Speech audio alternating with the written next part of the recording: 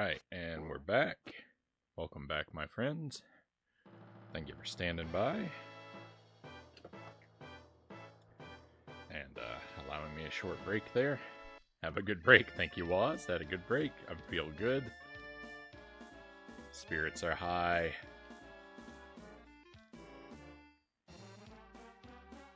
I completely forgot about my sandwich. Let me have a bite of that before we get running.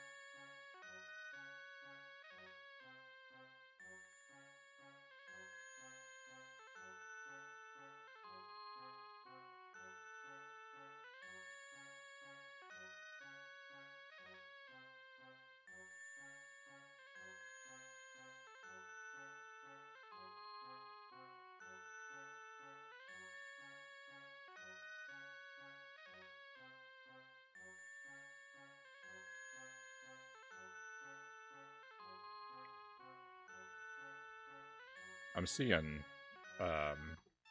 Twitch stuff I've never seen before.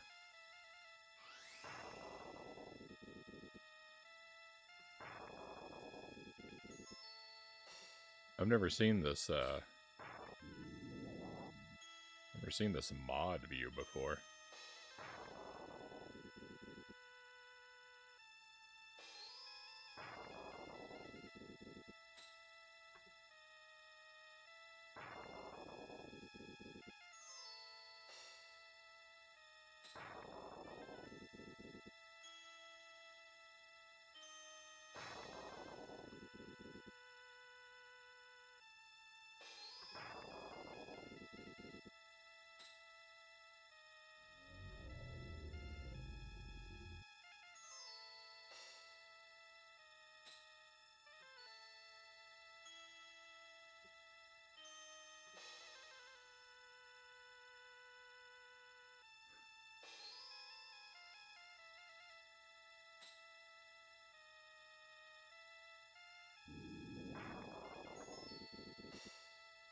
Sorry, I'm just sitting here and you're just staring at me, sitting here blankly. I've just never seen these features before, and it's kind of like, what? What in the world is all this stuff? And I also saw that I had an unban request from 6 months ago. I never even knew that was a thing. So,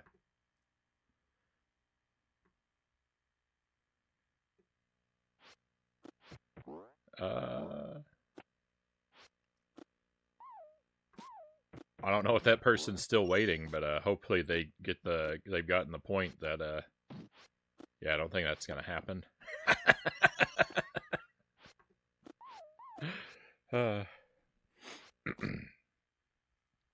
I think they just added it. I got an email about it. They changed some options. Yeah, I never saw it because like there's the setting thing. The way I view the I must have thought you gave up. No forgiveness. You know. There are certain situations where there are people that disinvite themselves from our community, and I think it takes a. I think it kind of takes a lot to get banned by Frownie. So when it happens, it's reasonable to assume it's probably going to be permanent.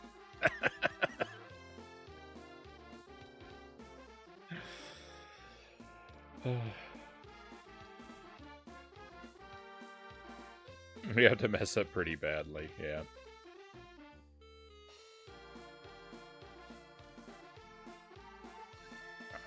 But it was just interesting, just because, like, the way I view the chat, there's, like, this settings thing down here next to the chat button, and I saw it had that glowing, has a glowing pink dot by it, and I was like, why is that glowing? And it probably has been for a while, and then that's when I saw that. I clicked on it, and it's like, you have an unban request. I'm like, oh, that's weird.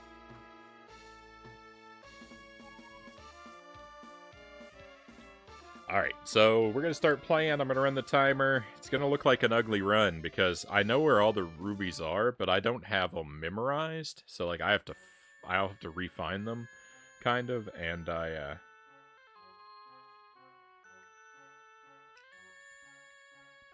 don't know a good route for getting to each of them, but none of that's important. Time isn't really the metric we care about. If I fail to get a ruby, if I get into a situation where the 100% is off the table, we will quit the run and restart.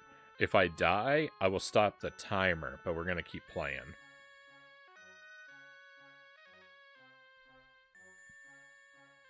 Let's go indeed. Here we are. First run.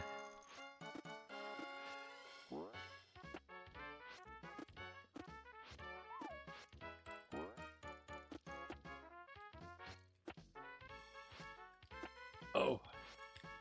I don't know how to do this jump. There we go.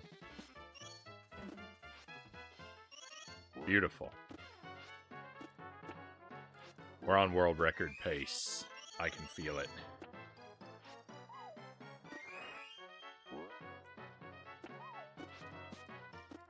Do want to try and make sure I pick up all the collectibles that I know about. I don't necessarily know where all the hearts are. I am realizing. I definitely want to make sure I get all the beetles. In a speedrun, you'd want to skip those, right? Because the bonus game is more like the bogus game when you care about time, but they're a collectible, so I want to get them.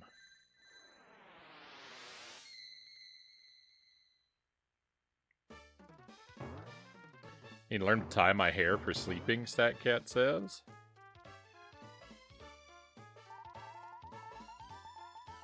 If it's getting, caught or pulled in the middle of the night, I imagine that would be a really big help. I'm assuming that means you have rather long hair.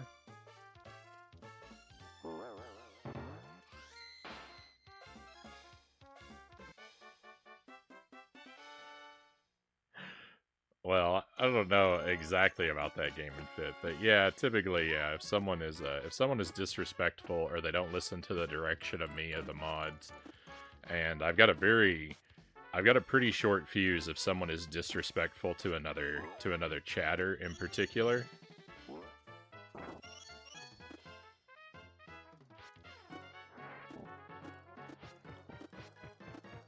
And by short fuse, I mean I politely say goodbye, quietly ban them, and then just never bring them up again.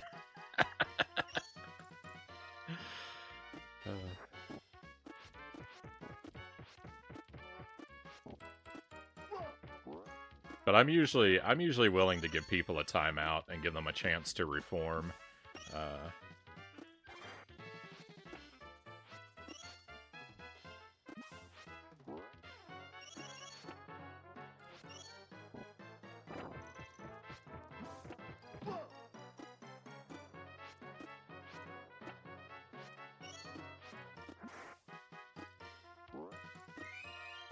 There are a few exceptions to that. You may have noticed earlier tonight, someone comes in, someone comes in immediately slinging slurs, they might not get that same multiple chance, but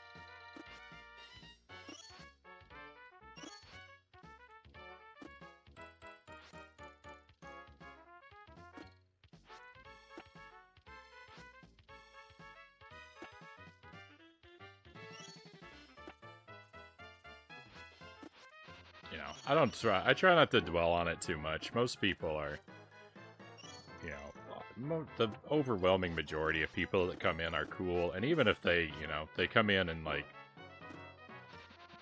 just sort of stumble at first, you know, they because there's a lot of different vibes to a lot of different chats, and so, like, you know, if someone comes in with kind of edgy or inappropriate humor,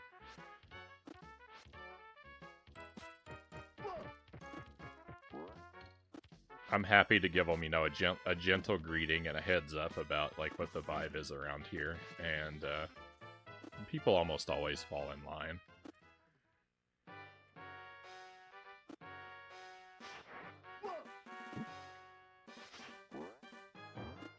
Rip the Deathless run, look at what's happening to me. I got 1 heart left. This is gonna be harder than I thought. Oh, alright, we killed the timer. Sad, I didn't make it out of level 1. It's alright. It means we got plenty of... I'm still gonna run this, because I still haven't done a full 100%... I haven't even done a full 100% run, so...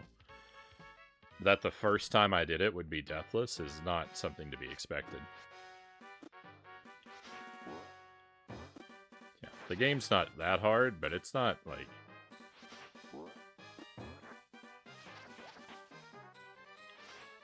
It's not a cakewalk.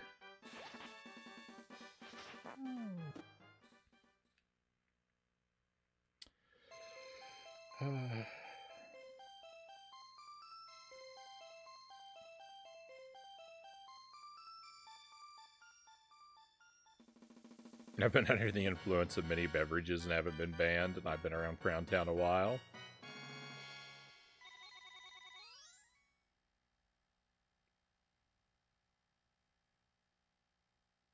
I mean, I don't recall any instances of you causing trouble, Tusk. You're very chill. Growing it out used to be really long, and I want to get to that point again. I grew my hair out really long once upon a time. I think retro in general is pretty chill. I feel like it tends to be. Used to be the small of my back. I really miss it. I didn't have it quite that long. I had it about, like, you know, down past my shoulders by a few inches. It was long enough to donate.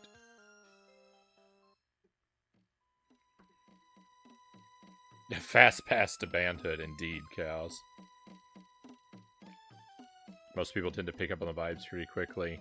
Nice with the raids, coming over from Kyle's stream. Like, yeah, I dig this. This is chill. You know, and I put out a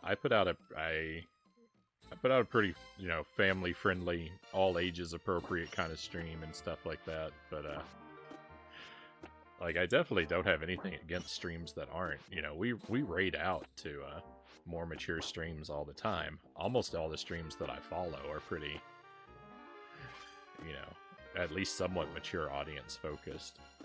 So, like, you know, I know, like, when a lot of times when people come in here, especially, like, if they're coming from, you know, a stream like that, you know, it might take them a moment to sort of catch the, to catch on that, that we just sort of shy away from that tone here. And I'm willing to give people that time.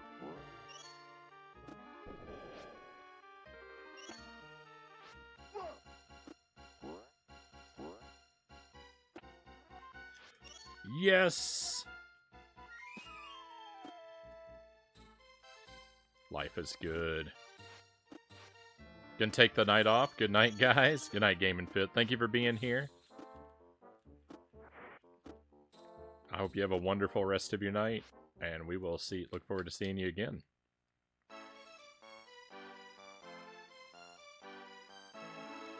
Can you imagine being the guy who cut off the princess's hand?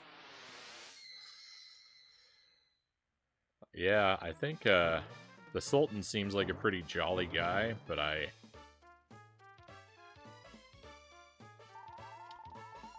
think even he would be none too pleased with that.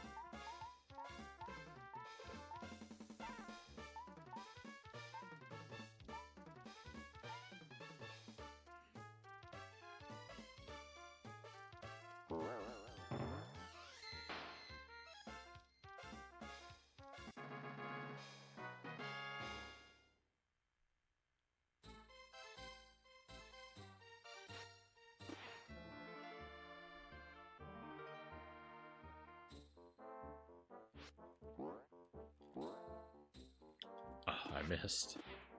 Just occurs to me, I don't know how many rubies are actually on these stages. My notes are incomplete.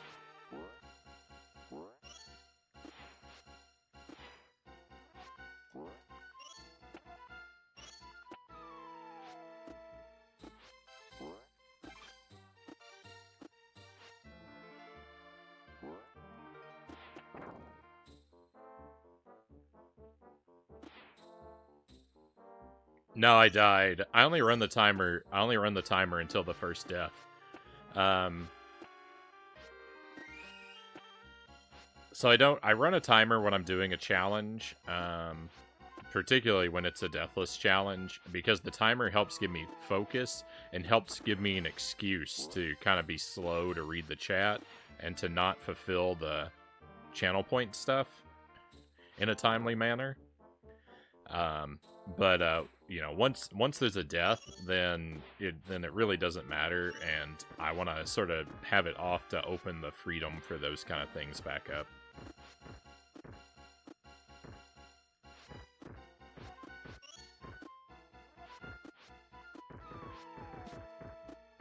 The timer's more just like a psychological edge kind of thing than a real concern. Just making sure, no worries. It's good to have people looking out for me. It would be a shame. It would be a real shame if I wanted it on and had blundered.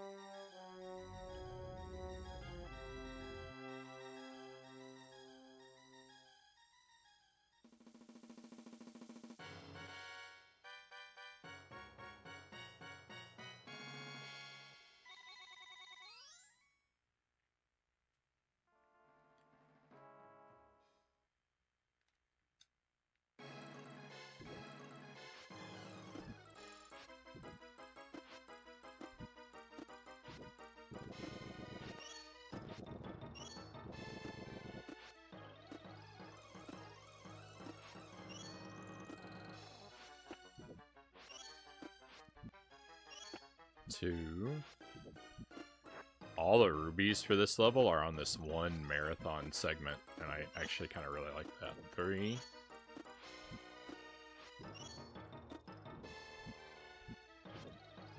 I must have missed the death. Yeah, no worries. I died to the first boss. The apple salesman. I think that's 4? It was really early on. So, even though this game is kind of easy, one of the things that, like, it makes Deathless hard is your damage is persistent. So, if you don't pick up the health ups or get the healing spot in the bonus game, then, like, you can carry over a lot of damage between sections, and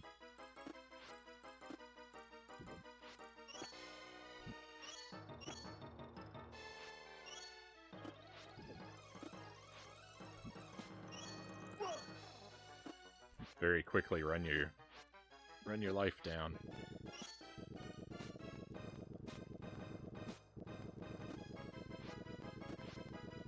I lost count on the rubies, but it doesn't really matter. You know, just get all of them. Don't worry about the count.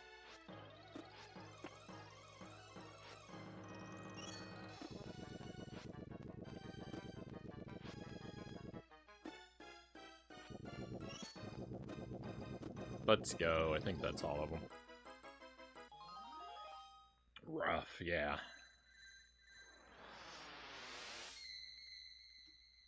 It's a little rough, but I think I can do it all right. You know, there are a lot of healing items. Really just need to play carefully on the first like stage, because you know you'll get extra hearts, and it won't matter so much anymore. Ooh, I really kind of don't want to land on the genie head though, because I mean, not that I care about time, but the genie head takes you to a bonus stage. At least that's what it does on the Game Boy Advance game. I assume that's what it does here. And that would just be a waste of time.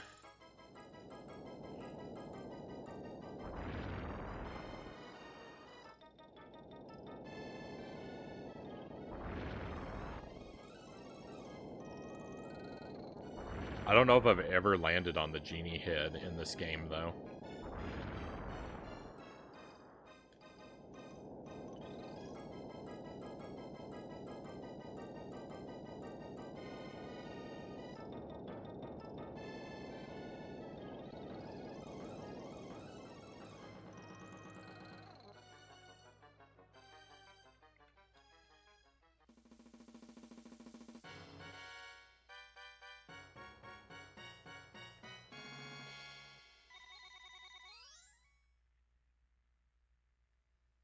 Can't remember that happening to you either. It's so rare. It's impossibly rare. Alright, 3 rubies in this section.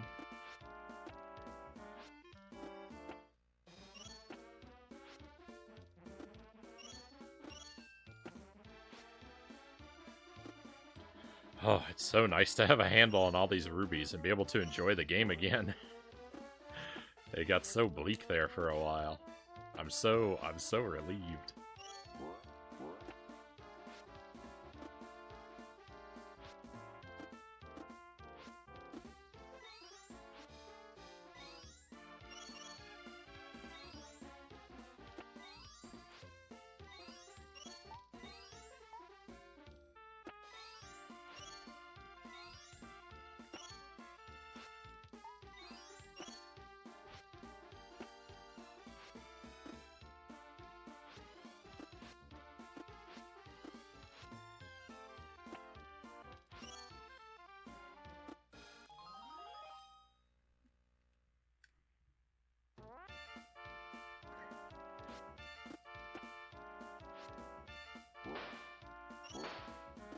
Okay, there's 4 in this section, 4 in this section.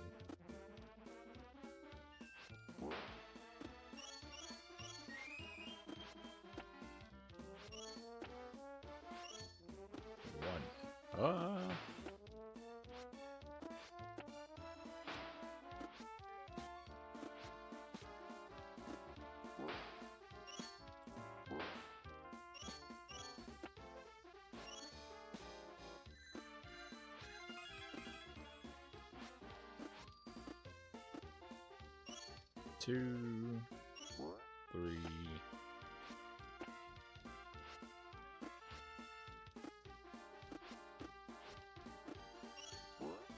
4. Don't hit the tornado. We're fine. I thought the tornado was going to do something worse to me than just like a regular hit. It'll like sweep me like up and off the stage to an instant death, or I don't know, who knows, some kind of nightmare.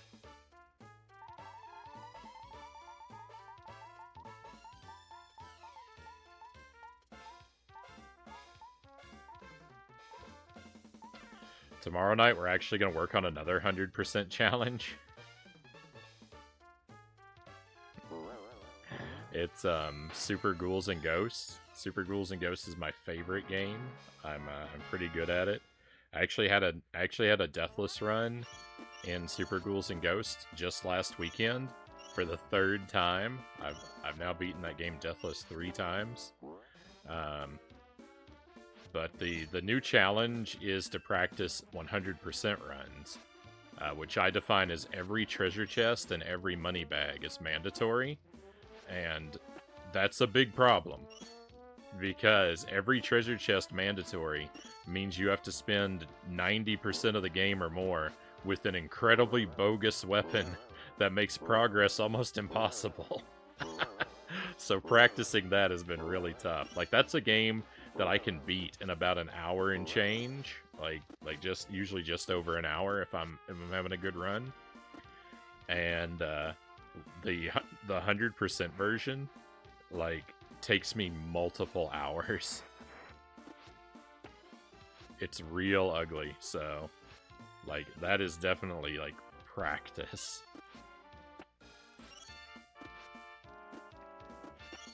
It feels like I've never played the game before sometimes.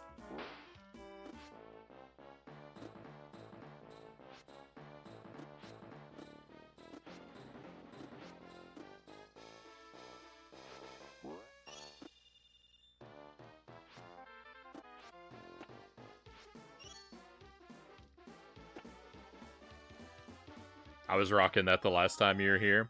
Right on. That's good times, good times. Why does his finger keep wiggling like that? Right, it's Genie. He's boneless.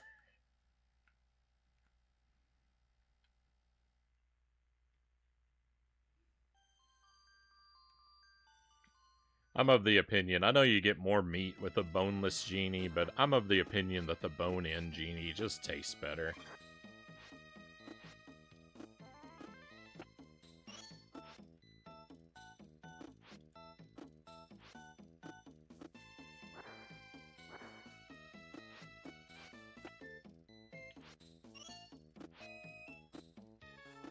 Okay, there are 5 rubies here. This is like the most ruby-having stage.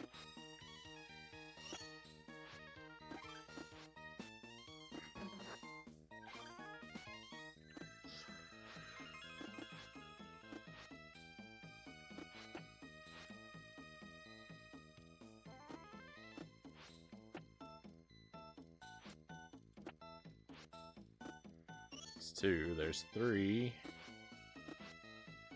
4.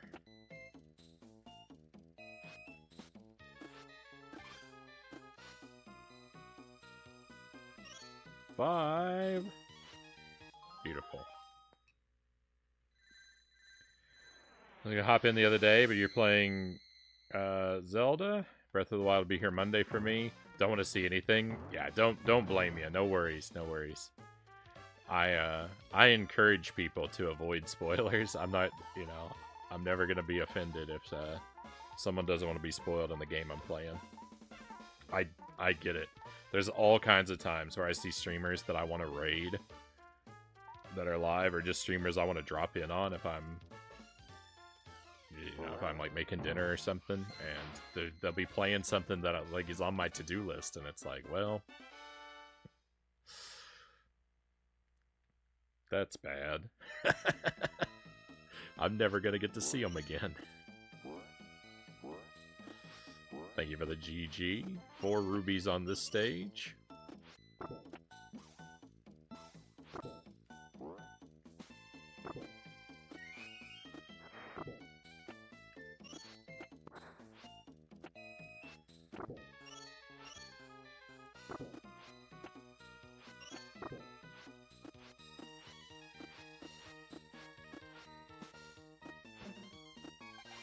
I used to be a lot different in my approach to games. I used to not care very much about spoilers. Like, of course I was never sort of happy about spoilers, but I wasn't so, like, crazy to go out of my way to avoid everything in a game. But kind of, I tell this story a lot, but kind of what happened to me was I played Breath of the Wild, and I played Kirby's Dream Land 2. And no, there's death number 2. And those two games, there's a lot of other factors. Starting the stream is a major factor too, because naturally, like, wanting, like, my experience on the stream to be authentic mandates a heavy degree of no spoilers, but I blame those two games for making me the monster that I am. And it's just sort of a situation where I'd been really disconnected from video gaming, like, from any modern gaming, to a really major degree, during the Wii and Wii U eras. And it's just, like, it's kind of by weird accident that I ended up interested in and picking up the Switch. And I got Breath of the Wild at release, and I had seen nothing from it. I had seen no promotional material or anything. So I went into it knowing nothing, except I'd heard it was supposed to be an open-world Zelda game.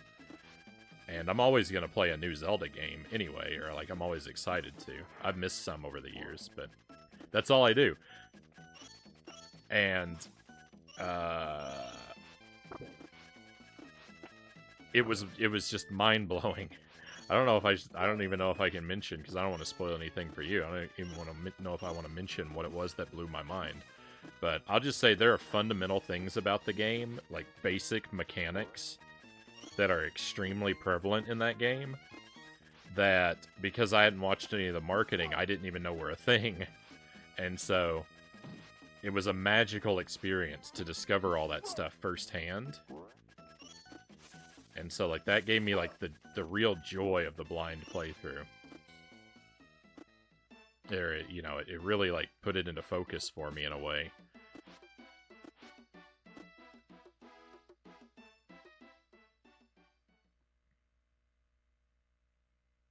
But, so there was that, like, is part of what, like, started teaching me the rewards of the extremely blind playthrough.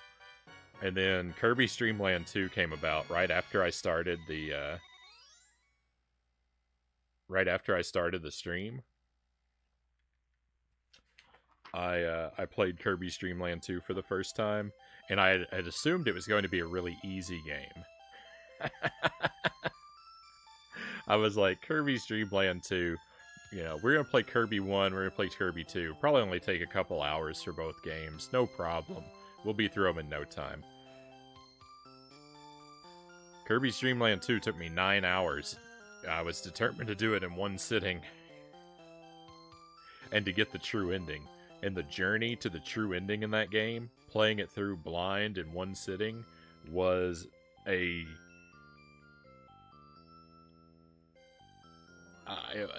it was like being a phoenix. That game burnt me to ashes and rebirthed me anew.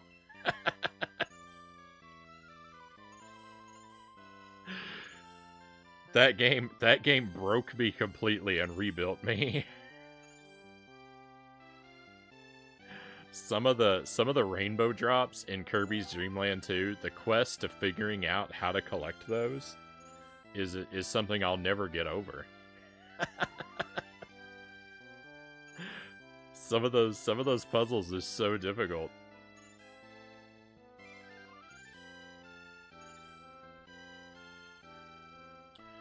There's a pick-a-path in there where you have to go through like 16 doors in the correct order, and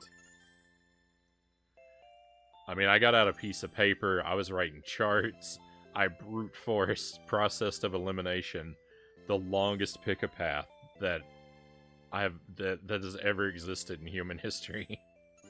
It was hours of just trying doors. And there was another puzzle that's really hard to describe, where you have to go through a cycle of like all the animal buddies. That was just as brutal. Kirby broke you. He's so cute though. I love Kirby. And I love that experience. But that taught me, like, you know, where Breath of the Wild taught me, like, the joy of the completely blind playthrough and, like, how wonderful discovery is. Like, Kirby taught me, like, that I can overcome any obstacle as long as I'm willing to suffer long enough. And those two lessons combined, like, are a very deadly combination. And so that's why I go back to those all the time.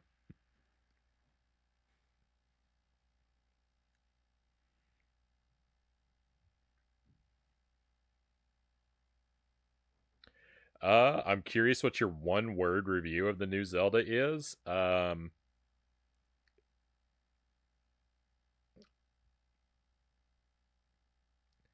Satisfying.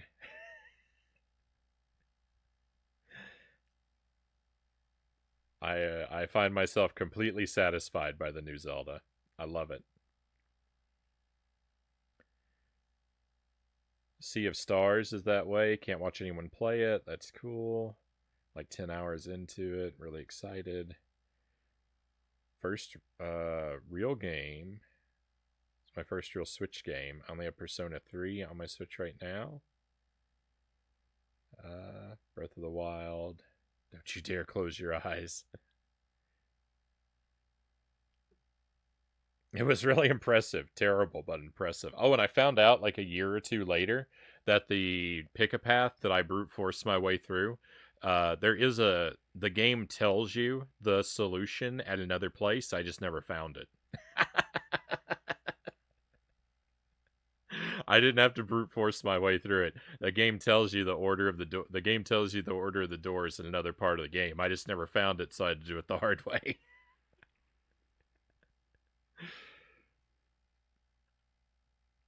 Cal says if yahaha is a word, maybe that. Good answer. I have one word, bridge, Cal says. If you ever want to know Frownie's breaking point slide puzzles, he'll persevere through any one. Just leave a slide puzzle out of it. I mean, I did do that slide puzzle blind. I just wasn't happy about it. I do hate slide puzzles. I hate them so much. There's part during our Survival Kids playthrough. I came up against a slide puzzle, and I was wailing about how horrible it was, I don't know, for an hour or two. And ultimately, the joke was really on me at the end of that, because it turned out that I was having such a hard time with the slide puzzle because I was trying to build it upside down.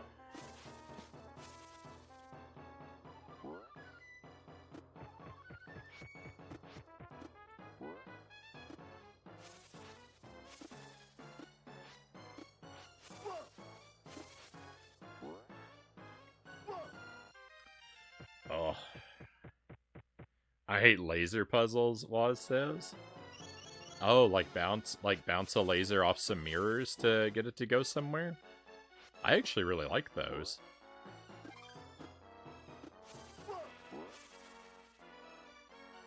No, I missed the thing.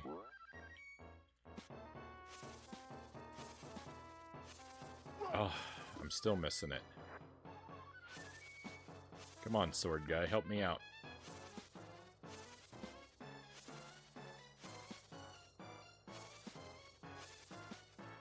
There we go. 2.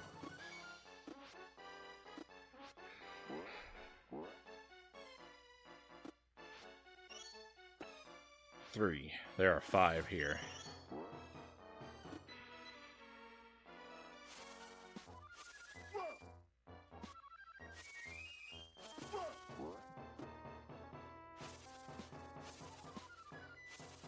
Oh, I got it.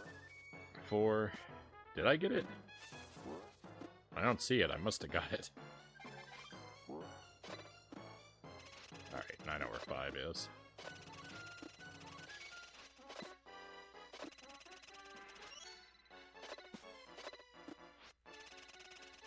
Get the 1 up because I can.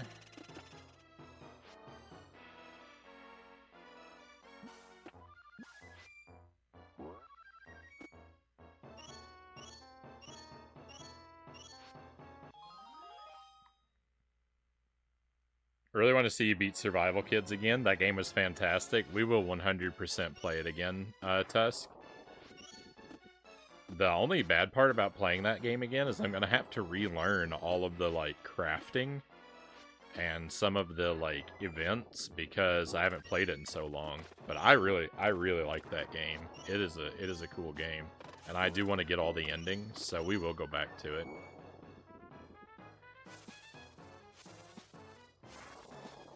Maybe later this year, maybe in November. I feel like it's a good, like, you know, around the holidays type game. It's got a sort of cozy vibe to it. It's a tropical island game that I want to play in the middle of winter.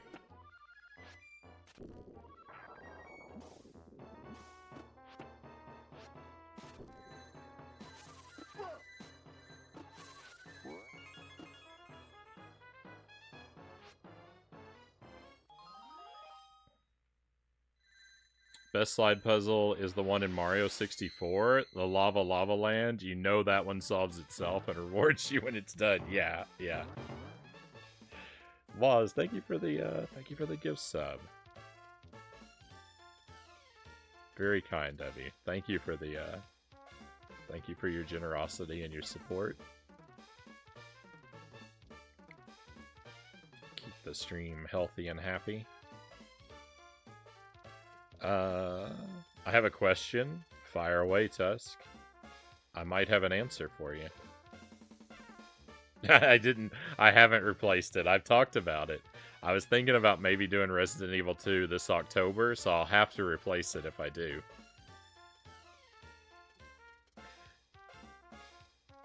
Part of why I put it off was I kind of want to forget. I kind of want to forget the previous playthrough, so it feels a little fresher to me.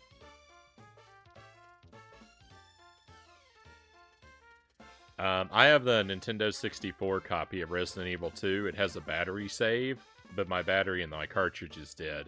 It died on stream midway through a playthrough. The battery died, so we lost our progress in the moment. It was brutal. And I just, yeah, I need to replace the battery to do another playthrough, and I just haven't. But, yeah, part of it was I wanted to let the game rest so that I could forget what we experienced, and it'll feel a little more fresh when I pick it back up.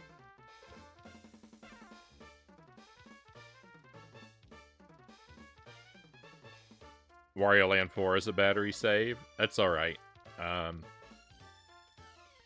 I have a GBA flash cart now, Master Tuesday, so batteries aren't really so much of an issue for me for Game Boy games. Any of the Game Boy games, we can use it. We can use the flash cart.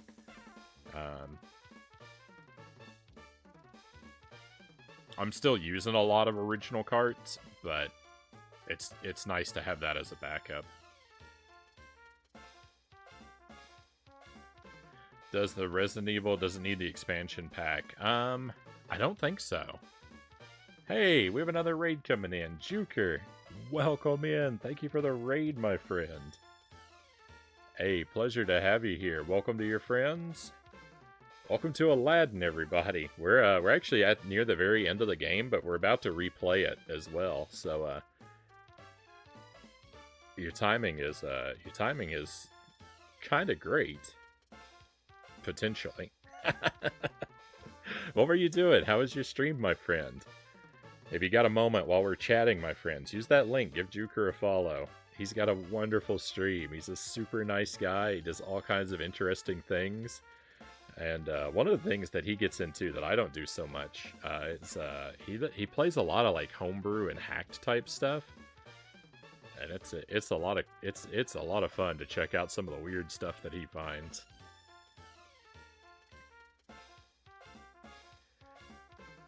Thank you for joining us. Who else do we have here?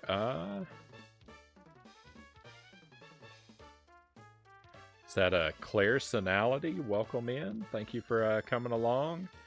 Uzworm, welcome in. L is real. Welcome in. Good to see you again. Endless Beat, thank you for coming along. Bright Shadow, welcome in. Upside Down Matt, there's another name that I recognize.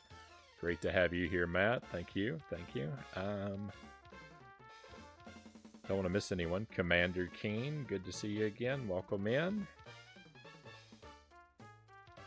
I hope I didn't miss anybody. If I skipped over your name, apologies. I'm very grateful to have you all here. Oh, Congo, welcome in. We got Congo Line Monkey here as well.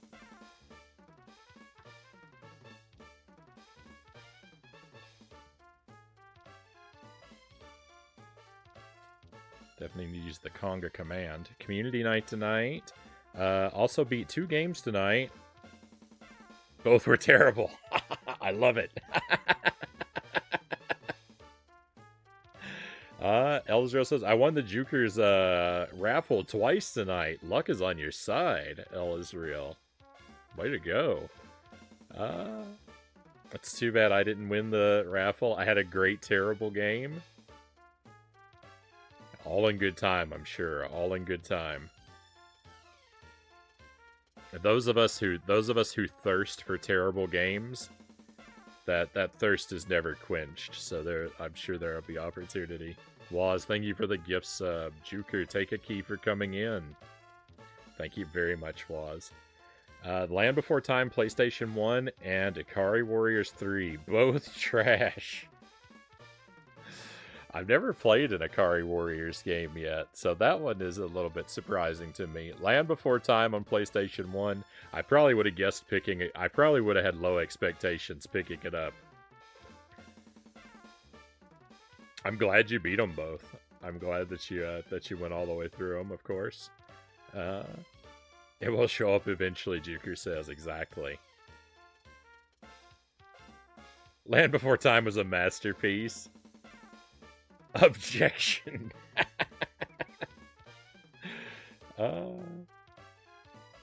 Try to remember, it's fresh in my mind because it came up in conversation. Replayed it to remember how cursed it was earlier today. I'm glad Ikari Warriors 3 is very forgiving by having infinite continues and lets you continue immediately on the same spot. That is super generous. Wait till you find out it had microtransactions and now you're broke.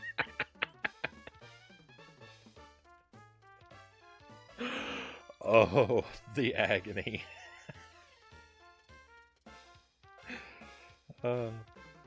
So if you're new to the stream, my friends, I'm Frownie, of course. I stream most weeknights in the late night hours in the Central Time Zone. I'm overwhelmingly a retro streamer. I play newer stuff on the Switch from time to time. Like, I'm currently working on Tears of the Kingdom and Disney Illusion Island on the Switch. But things we've been doing lately have been things like Wario Land 3 and Mario is Missing, doing Aladdin tonight, working on a challenge for Super Ghouls and Ghosts tomorrow. That's my favorite game.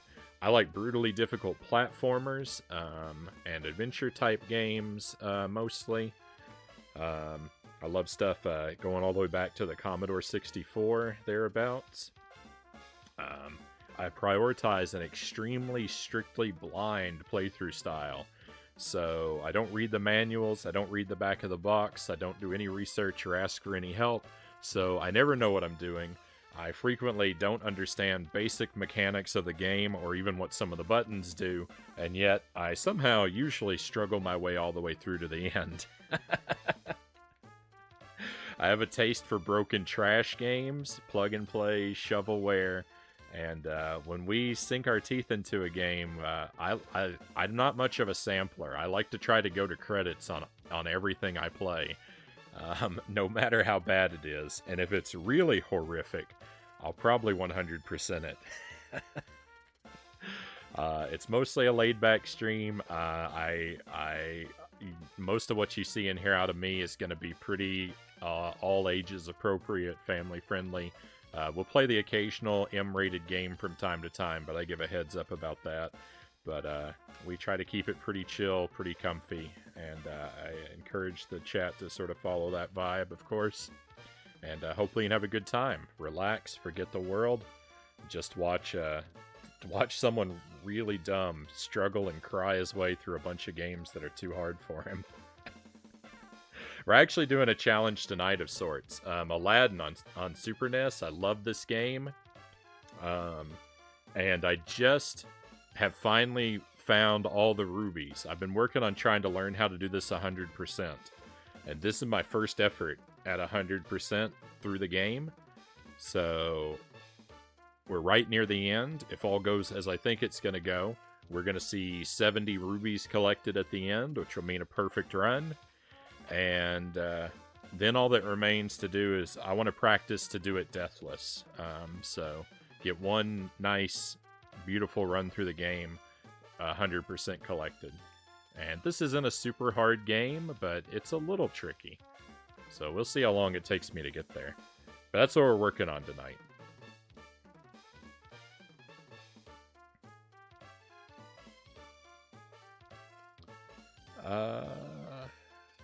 Double Dragon 3 method. Kari Warriors not Unity. Shout out to the C64. We'll probably be doing some C64 games tomorrow night. Or it's not, sorry, not tomorrow. Next week. I'm going to try and schedule a C64 night. Don't know what I'm going to be playing. I might ask for some recommendations in the Discord. I might put out a call for that this weekend. And then see what I can find. I've got what I think is going to be a delightfully bogus C64 game in my pocket. I've been sitting on for a while, so I have high hopes for at least one of the games already, provided it will actually play. I have a lot of trouble with that sometimes. Real men don't need instructions. Miles per hour, welcome in. That's what I hear the instruction manual for home improvement has to say. I have a very complicated relationship with the instruction manual in games, because like when it comes to retro games, I actually have a high degree of respect for the instruction manual. I believe it's an important part of the game.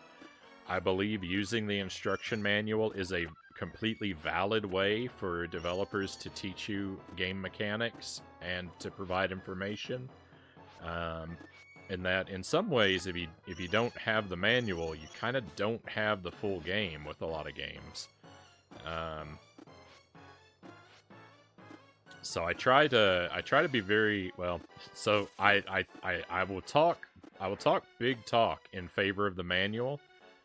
I will not walk this talk. I 100% will ignore the manual, and that has to do not because of a disrespect for the manual, but because of my extremely blind playthrough approach. Manuals are just too spoiler heavy for me.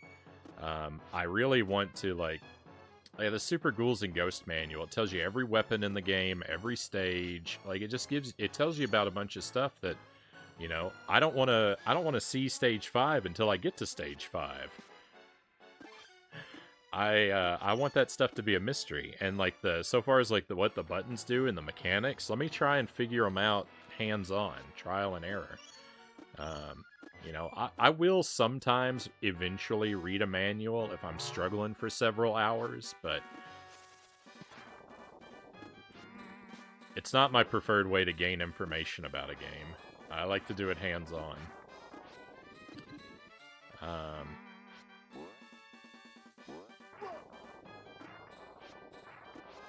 So then I have to try to be very careful, because sometimes when I'm playing a game, like I might not know what to do. And I might want to get frustrated and complain at the game for not teaching me something. And like, well, if it was in the manual, then I have to shut my mouth. I have no right to complain because I did that to myself.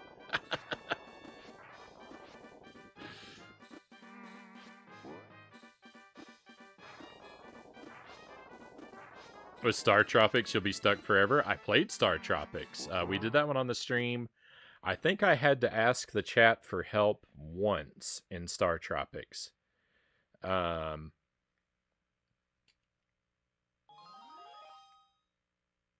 do sometimes break down and ask for help. If I'm stuck in one place in a game for about 3 hours, and I have no ideas about how to make progress. I do sometimes break the glass in case of emergency and ask the chat to help me out. I needed the chat to point me to one hidden door in Star Tropics. I think I got everything else.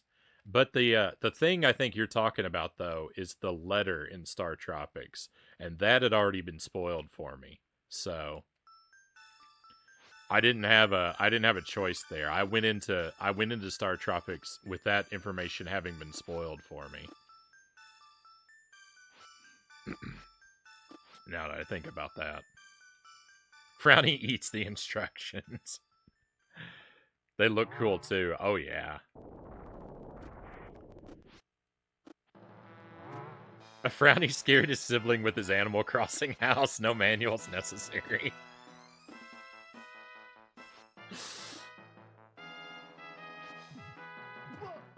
That was pretty fun.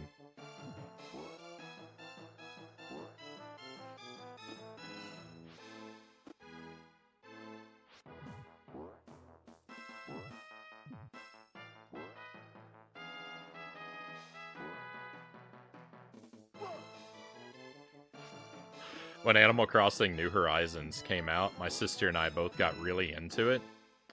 And like I was spending tons and tons of hours playing that game, even though there was basically no content and very little to do. I was sinking all kinds of time into it. But I did the one thing that I didn't bother doing, I didn't do hardly anything to decorate my house. I just didn't figure there was much of a point until I had a really extensive collection of like wallpapers and floors and decorative items and stuff, until I could, really go all out and have my pockets full of goodies. I didn't think there was much sense to decorating, but my sister wanted to come over to my island. And I made one preparation before she did. And she came over to my island and she checked out my house, and she went inside and all the lights were off, and in the center of the room there was the only decoration was a single baby doll sitting in the middle of the room. And she comes over and she steps in there. She comes out and says, "Bro, why is your house so scary?"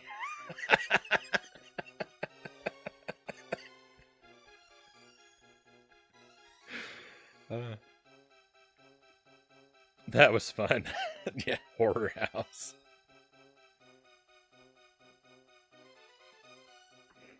Oh, good times. Some of the things, though... So, Star Tropics, I needed one piece of help with Star Tropics. I got a piece of advice for one of the secrets in Donkey Kong Country. I got a piece of advice for the boss in Echo the Dolphin.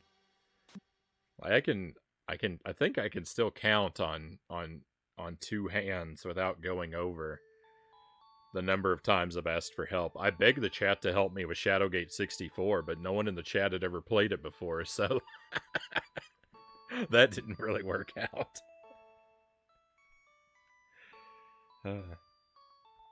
I did make it all the way through Dark Souls blind, though. For that playthrough, I never had to ask for anything. And that's my most proud, if I'm gonna brag about a blind playthrough. It was very important to me to get through that one blind, and I managed to do it, so I will pat myself on the back about that one. As distasteful as boasting may be.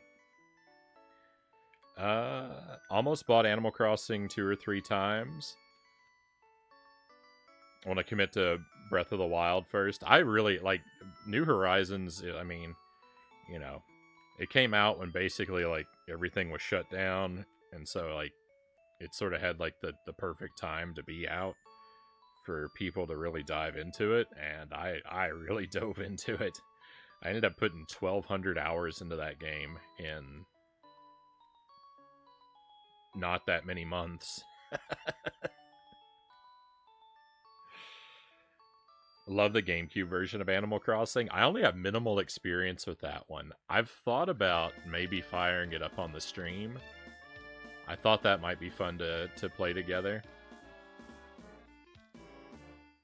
We're a perfect viewer. We know nothing about any video games. Don't worry, I don't either. Horror house, indeed. People legitimately made weekly talk shows in Animal Crossing. So this slideshow here that we get to watch is like the true ending of the game. I didn't even know this existed until I started this 100% project.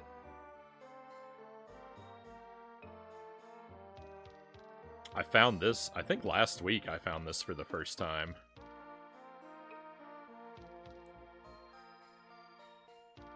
It took me 3 nights trying to find all the red gems in the game to get the 100%.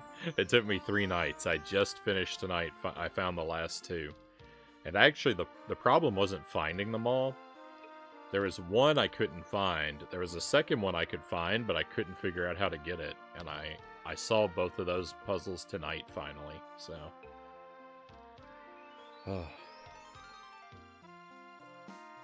feel really good about that. And if we see 70 gems at the end of these credits, then that'll be the first accomplished 100%.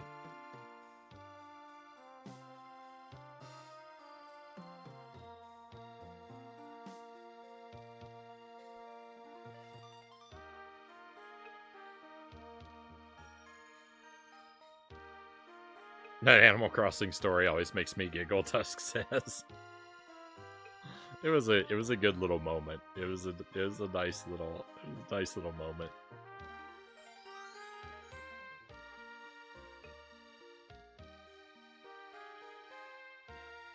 You know, I was joking about the sparkles on the end, but if that ends up being true, hey, that'd be fine.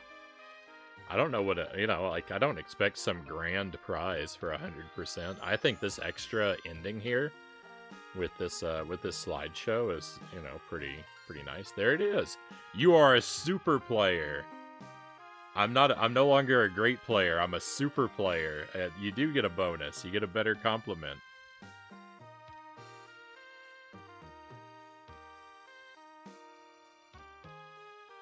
All right.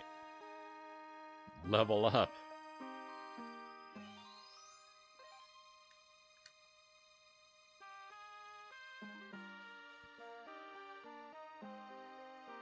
You are super player. You are winner. Thank you for the GG, was.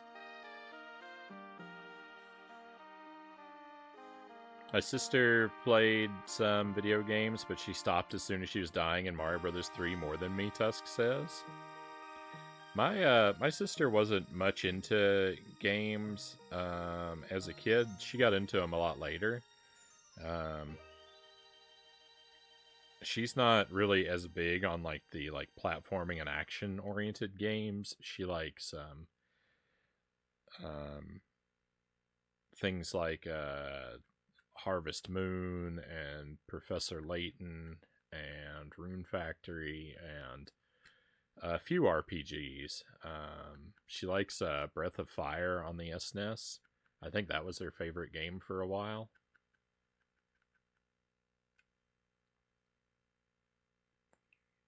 Who put super play on her resume to be honest? The top. That's my number one. That's my number one skill.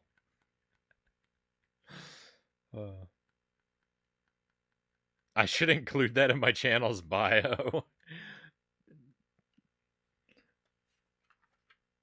In 2023, Agent Frownie was officially crowned a super player by Capcom. I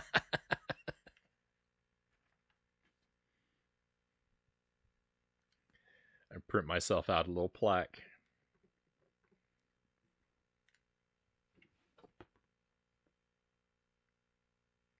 All right, so we're going to reset and we're going to play one more time. My goal with this is to do the 100% run and do it in one life. That was our first 100% run, but I think I died twice. So we're going to restart and we're going to try one more time. You are super winner. And I'm going to see if I can do it without dying. Just submit that screen to speedrun.com. No actual speedrun, just the super player screen. That is a fantastic idea.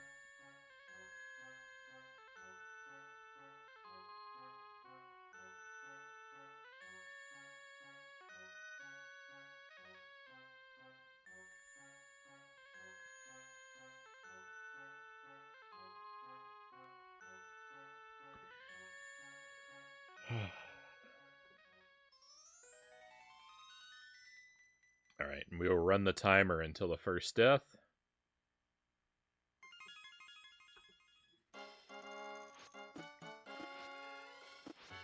Time is not an important metric to me, but it helps. It does a good job to help keep me focused if I have the timer running. Oh no! Rip the run! I gotta reset that jar. What a bad start.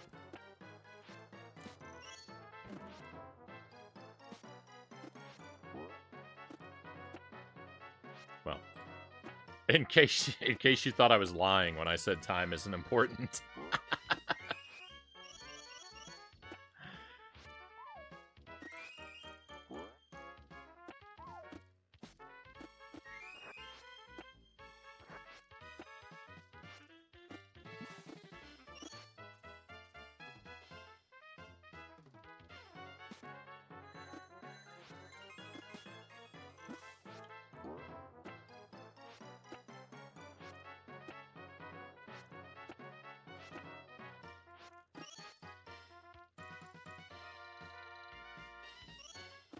Let's go.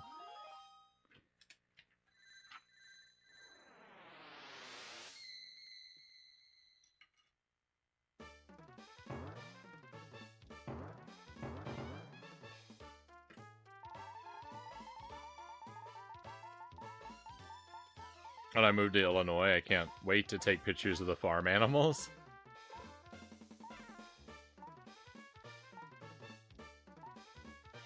No!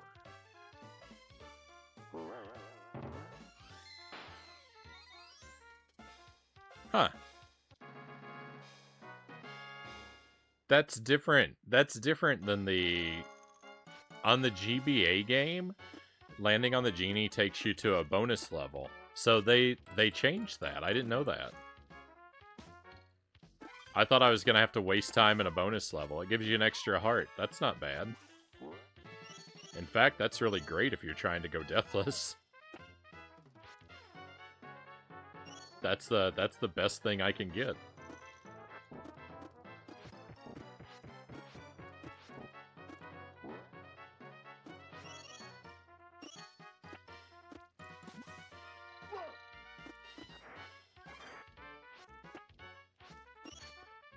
It's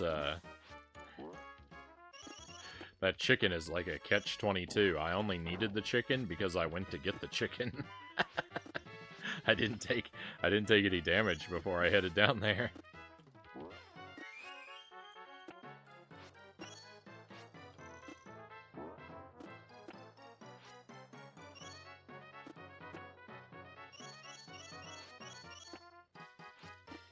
That's weird. That's weird that that's different.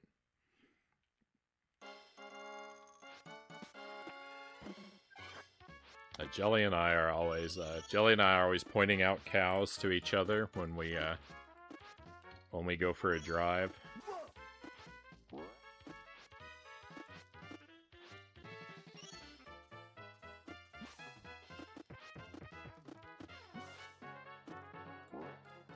You have a lot of opportunity. You have a lot of opportunity for that up in Wisconsin.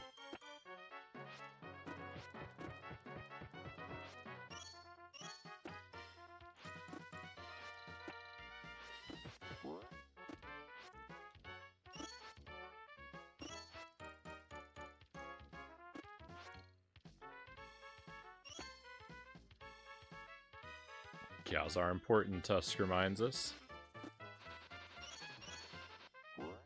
The devil's roast chicken.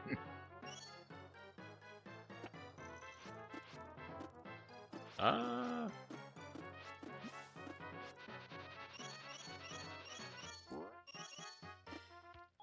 I think that was alright.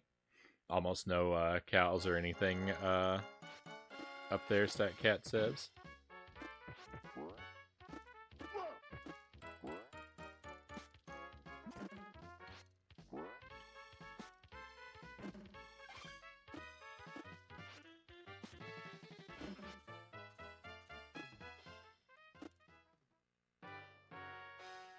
Waz says I can see some with a 20-minute drive.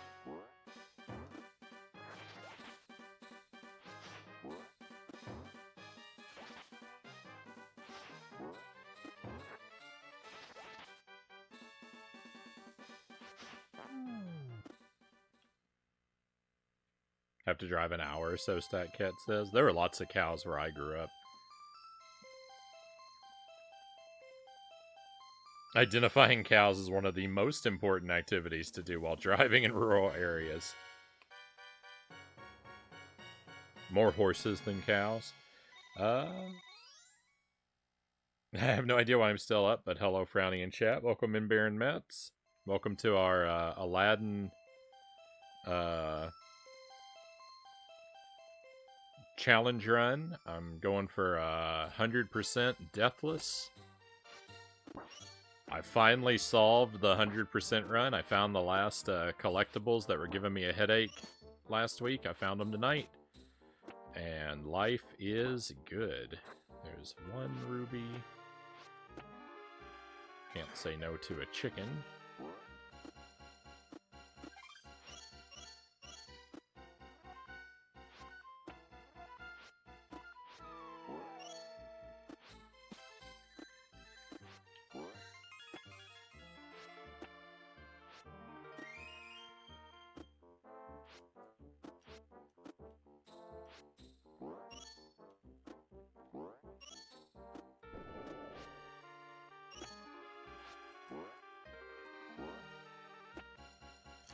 No! Oh no! Rip the run. We gotta restart. That right there, that ruby, that might be the only ruby in the game I only have one chance for, and I missed it.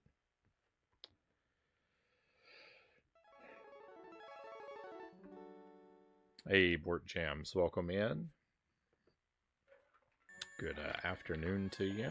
Or evening. Thank you for the pistachios. We can stop and have a little snack.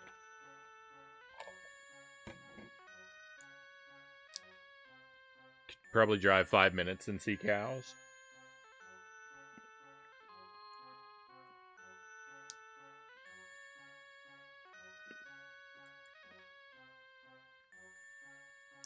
And chickens. Honestly, everything like that's pretty exotic, StatCat says.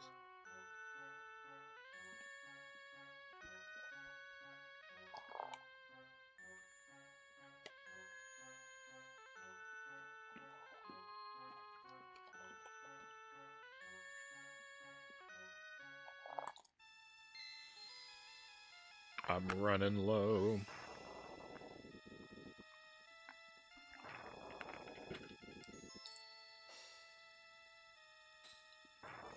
Off to rural Illinois. I'm gonna have another bite of this sandwich I keep forgetting about, too.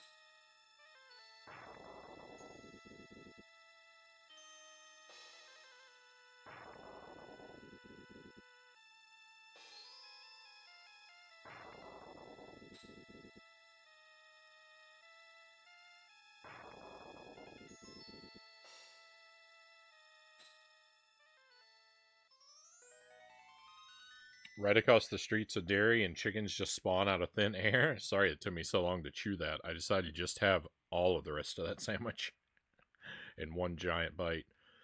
Cal says, I'm heading off to bed before this run starts. Best of luck. Thank you for the good luck wishes, Cows. Thank you for being here for the most excruciating part of the journey. Greatly value your company, my friend. I hope you have a wonderful weekend. And we'll get to see you next week. Be well until then. It's a big Rhode Island red that hangs out in my backyard. Probably because I feed it. So it's like 5 times the size of every cat in the area.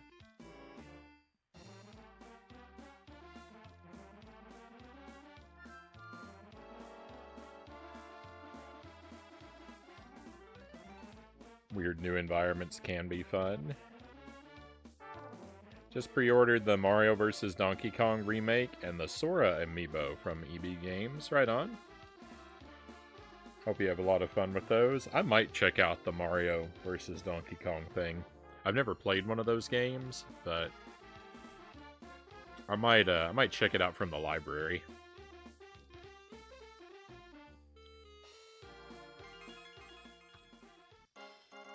Alright, new run starting up. Oh, Claire, thank you for the follow. Very much grateful to have you come on board with us. Thank you. Oh, that was some slowdown. I'm gonna wait for this guy. I didn't need to wait for that guy.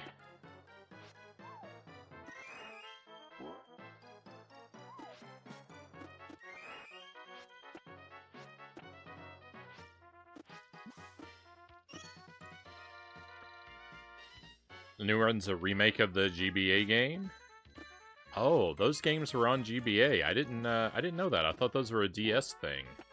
Huh, I could probably play the GBA one then. Maybe that's what I'll do. Maybe I'll just play the GBA game.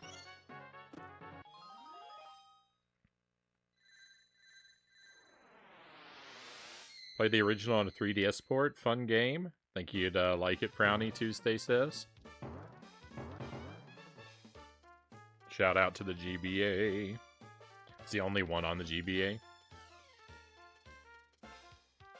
The rest are very different. Interesting. Interesting.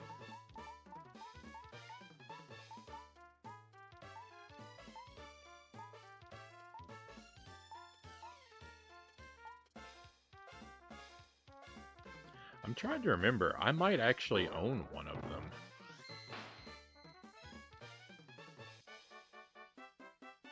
I think I might have bought one, but I think it's for the DS. I'll have to double check.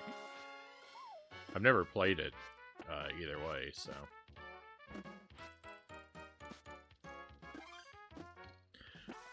I remember coming across a copy of one. I'm having a very vivid memory of coming across a copy of one at a flea market.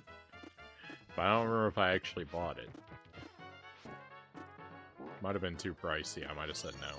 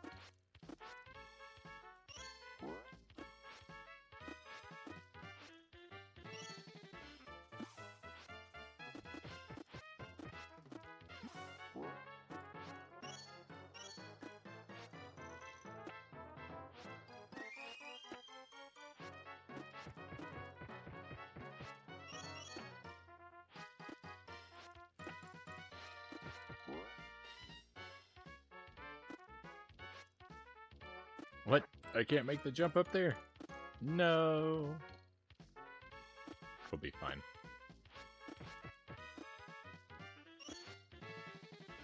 Alright. I just need to not fall into the abyss here.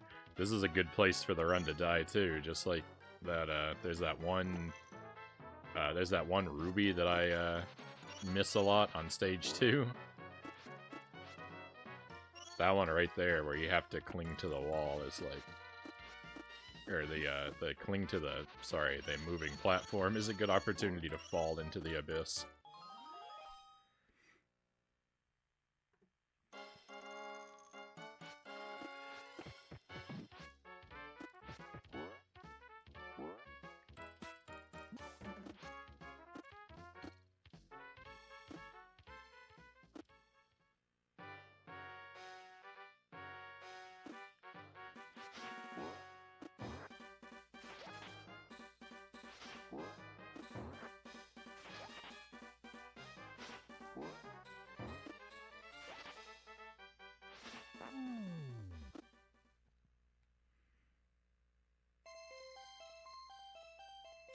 Miss having pets too. If you're needing to rent here, almost no places accept pets. You mean where you are or where you're going, Stat Cat?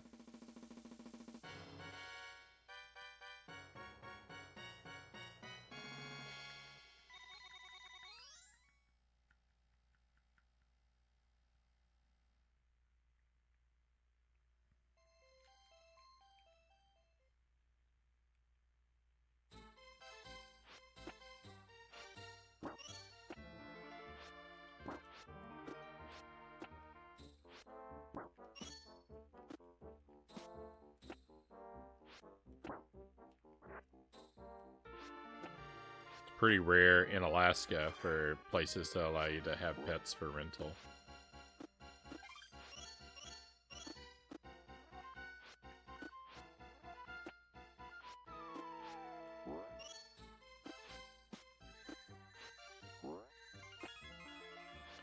Jelly and I have always had trouble with rentals because we have cats and dogs, and we've had cats and dogs, and some places allow. It seems like a lot of places would allow one, but not the other. Was the trouble that we were always running into? No. All right, we still have one more chance.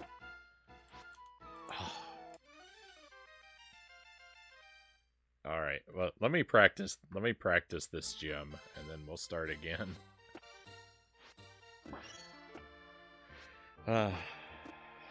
It's awful that you only have one chance there because the thing breaks off. So if you miss that...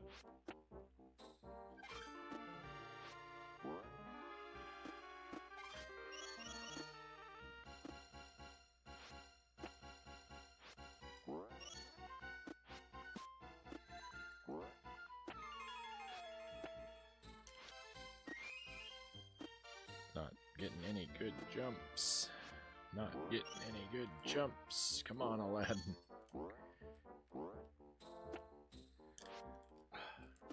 Oh, why can't I get this anymore? I had been getting it fairly consistently, and now it's gone.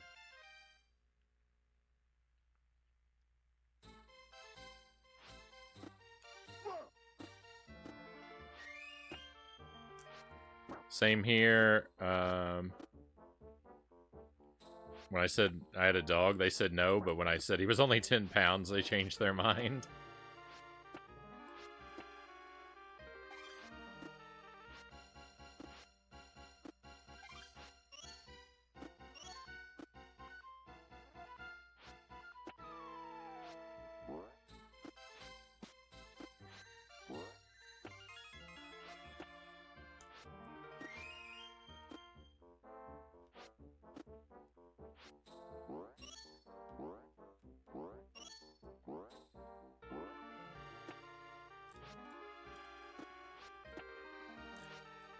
Well, rip the playthrough. I don't know what's wrong with me. It's just a, yeah, I do believe it's just a well-timed button press. You have to jump much later in the swing. I'm just doing it too early. That's my problem. I'm always so scared Because if you hold on too long and don't jump, then you miss your chance because the thing breaks off and you just fall, of course. But yeah, I just got it there. I hadn't done it. I just, you know, it'd been a few minutes since I'd done one of them, and I was out of the groove of it already. This is looking promising, he said, jinxing himself thoroughly. Oh my goodness. Very rude, Jim, yeah.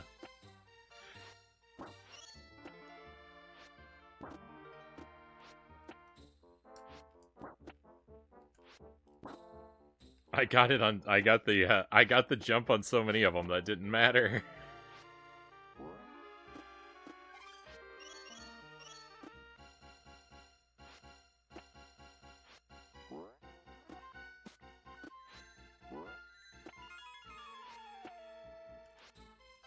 Not there. Come on, Aladdin.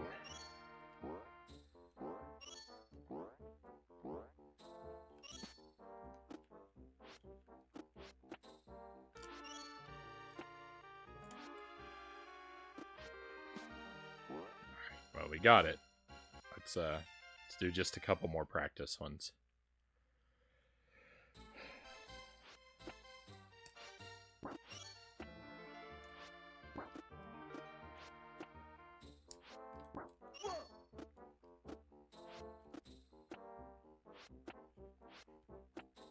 It took me forever. It took me forever to figure it out. I worked on this. I worked on this gym for a few hours, never getting that high jump, and just not being able to piece together that there even was a high jump that I should be getting. I was basically just trying the same thing over and over and over again, and then I got it once by accident, but it's still like I couldn't figure out what was different. And I tried for a little bit. I had to try for a couple more hours. Well, probably another hour total. Maybe a little longer. And then when I got it the second time, it clicked, and I was like, "Oh, okay, yeah, it's the timing is doing it." Because I didn't know, like, you know, I thought I was hitting the optimal timing, but I just kept hitting it too early. Yeah, then I became a super player.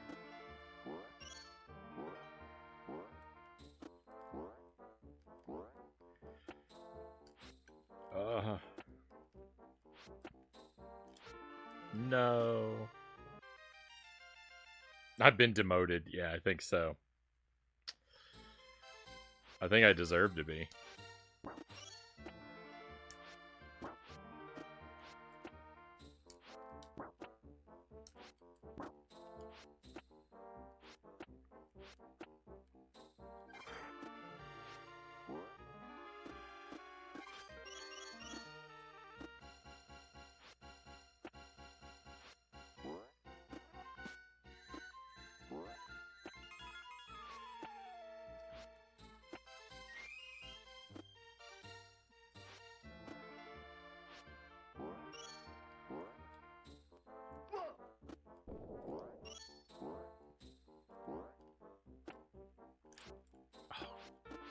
I'm the worst. I'm the worst. I can't get it anymore. Demoted from super player back down to great player. I don't even know. I don't even know if I deserve that. Do I?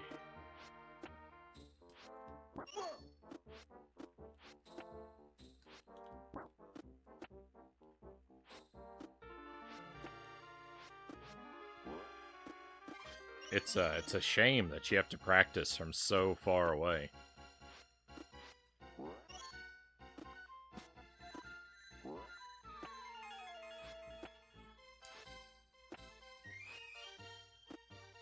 I play on original hardware almost exclusively.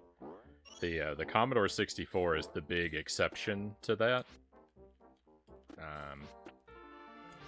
For the most part, Everything else is the old consoles and controllers and carts. I'm really lucky. I got into retro collecting really early when it was like super cheap, so I built up a pretty decent collection. I try to use it as much as possible. But I point that out now here because one of the terrible things about that is if I weren't on original hardware, I could just make a save state over there and I could practice that jump again and again and again. I'm aware very aware of one of the major drawbacks of the way I like to do things.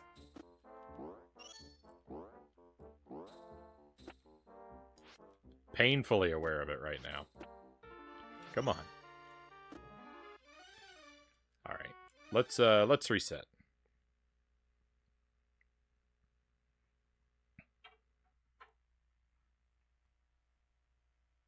I mean, I don't do a lot of challenges, but we do a couple a year. There's actually a list of them. There's a panel on the about under the stream if you are really curious about what we've done so far. They're listed off there.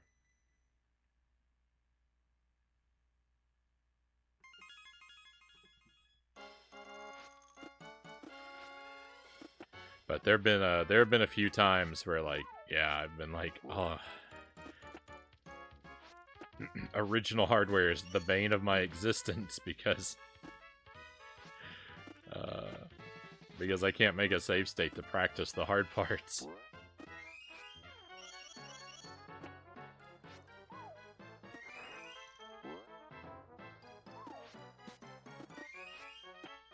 I think the worst, one of the worst examples I can think of is Super C. I wanted to do a deathless 100% run of that game, and there's one part of that game where 2 items fly past the screen at the same time, and you have to move in a very particular way to be able to get them both before they're gone.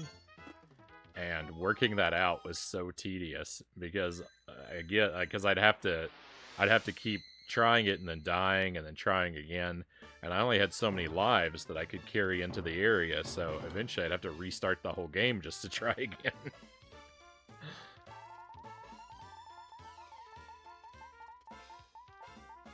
The authentic gaming experience complete with authentic pain. Now that is a gamer bio that I that is a motto I like to live by.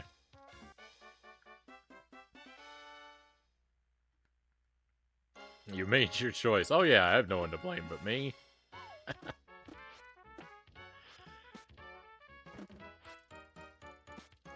I certainly don't recommend that everybody play games exactly the way that I do either. I'm very unreasonable in my stubbornness a lot of times.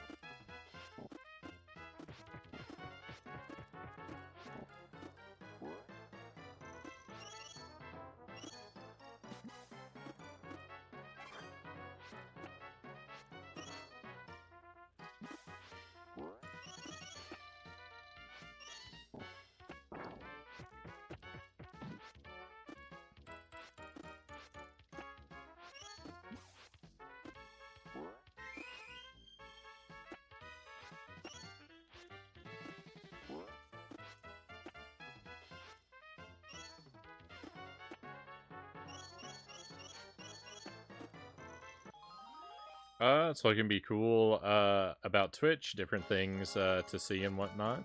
Yeah.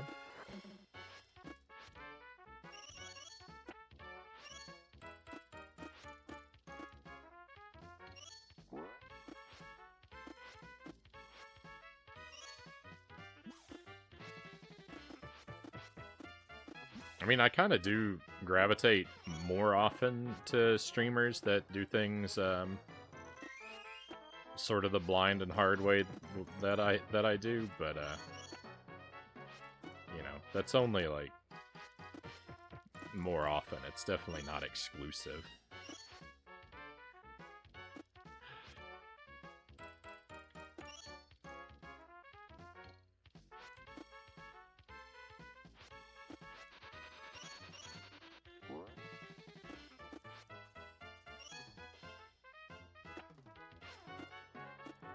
A lot of streams, like the suffering that comes from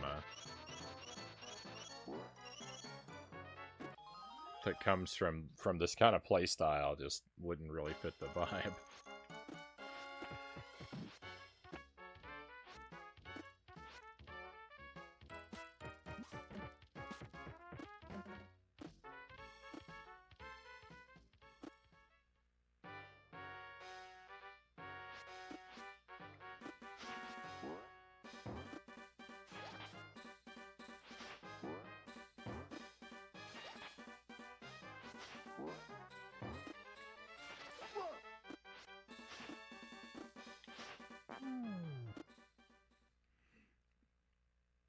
The only original hardware we have is NES and a copy of Hudson Hawk.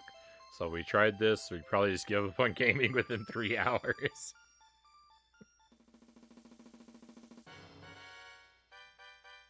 You know, it's a hefty investment, but if you have an original NES, you know, you could pick up a flash cart and have a really nice library of games pretty easily. Much nicer than a single copy of Hudson Hawk.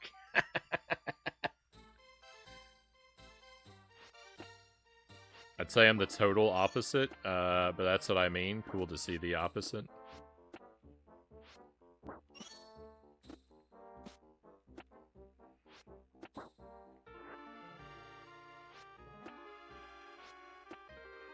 We have some other ones, but it's funnier to imagine we only have Hudson Hawk. Fair enough, fair enough. I can't fault that at all. When people ask me what the first video game I ever played was, my go-to answer is Ghostbusters on the Commodore 64. And that's my answer because it's maybe true. I actually started playing games before I was old enough to actually like really form memories, so I couldn't tell you with certainty, but that was a game that I did like to play as a kid, and it was certainly in the mix, so I mentioned that before the other contenders because it's the funny answer. Because it's like, my goodness, why did you even keep playing games if that was the start? Oh no.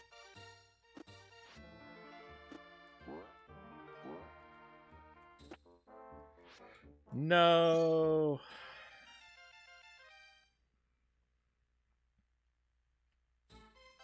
Our first game was a Commodore 64 game, and it's a terrible one that no one's ever heard of. I mean, I don't know.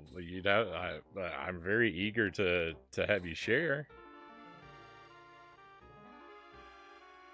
If you're wondering how I reset the game, I have a wooden sword that I keep next to me, and I use that to poke the reset button on the SNES. That's how I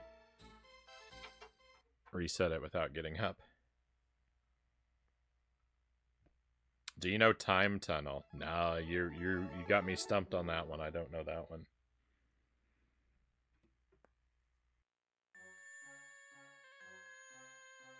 C64 had beeps and boop sounds that really drew me in. You should keep it that way. I'm planning a C64 night next week. Maybe I'll see if I can find it.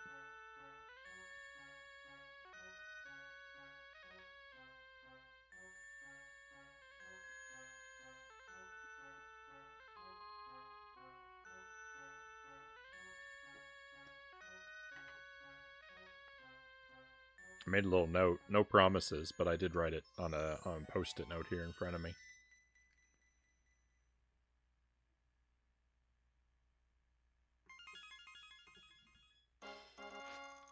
I'm always up for playing a game people tell me I shouldn't.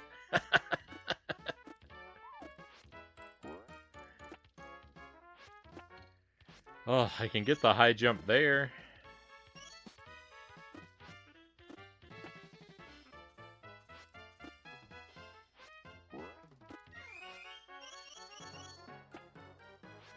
Why can't I get it? Why can't I get it on stage 2? It's too much pressure. The nerves get to me, I guess.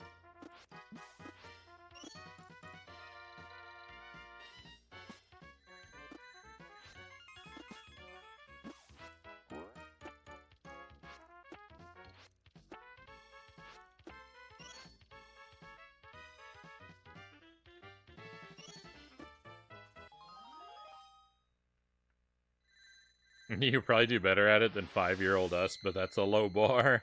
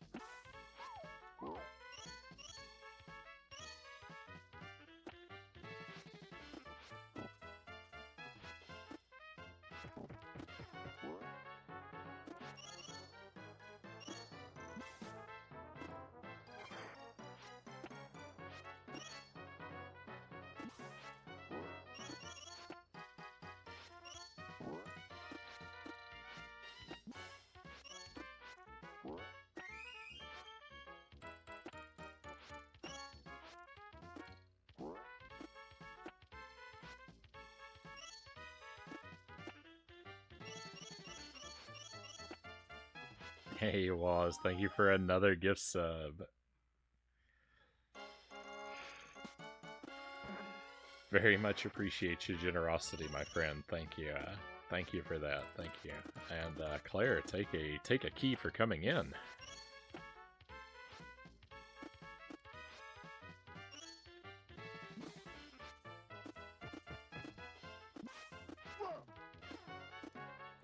Oh, what am I doing?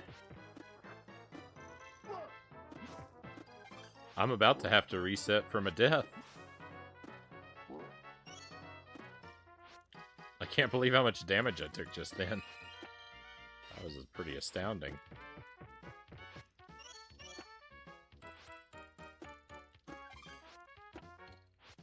I would also go, I would also try and go 100% no paraglider.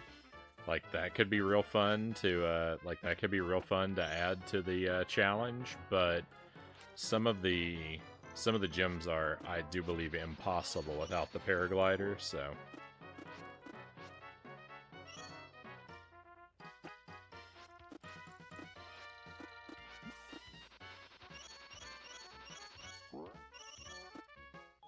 I do think that would make that would make for a really fun challenge.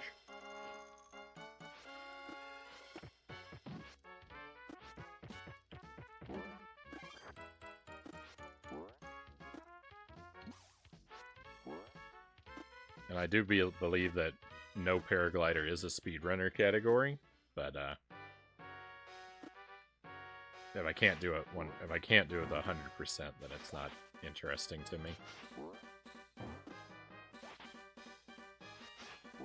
No worries, always good chill time here. Thank you. It's what I like it to be.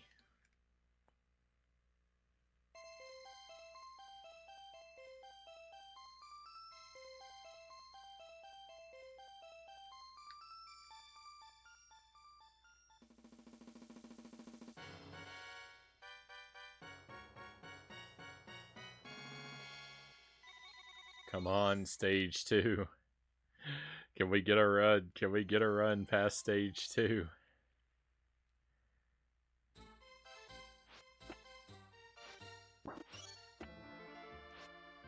I'm not getting very many high jumps. I'm not feeling it.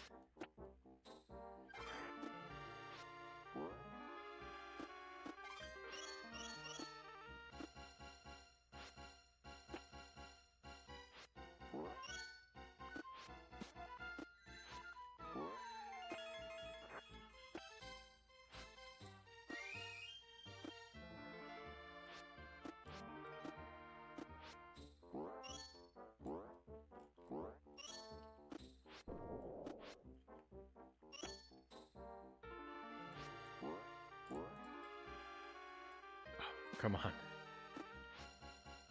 We can reset. It's alright, we can reset.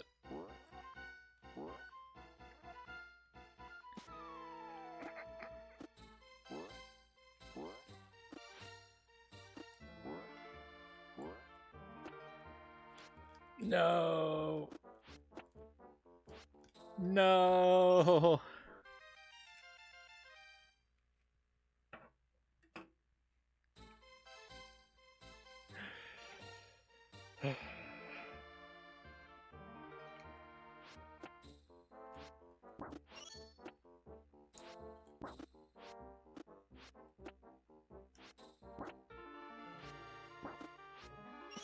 What is wrong with me?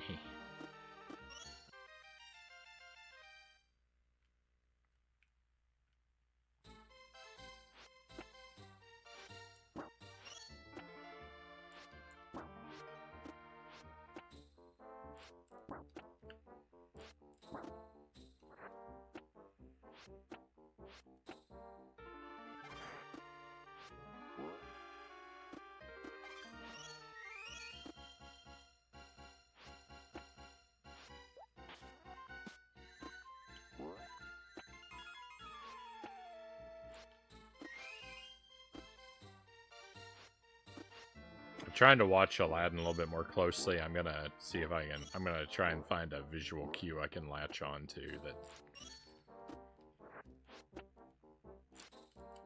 really helps me.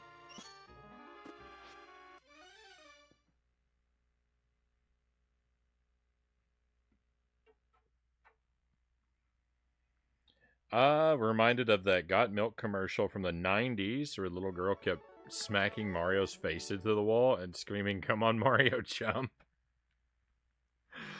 Aladdin needs his milk.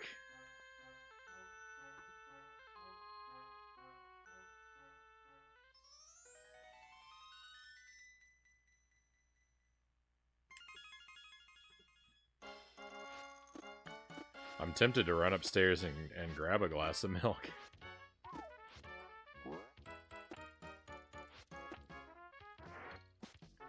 Oh. Ugly start. What an ugly start. Get the bounce. There we go.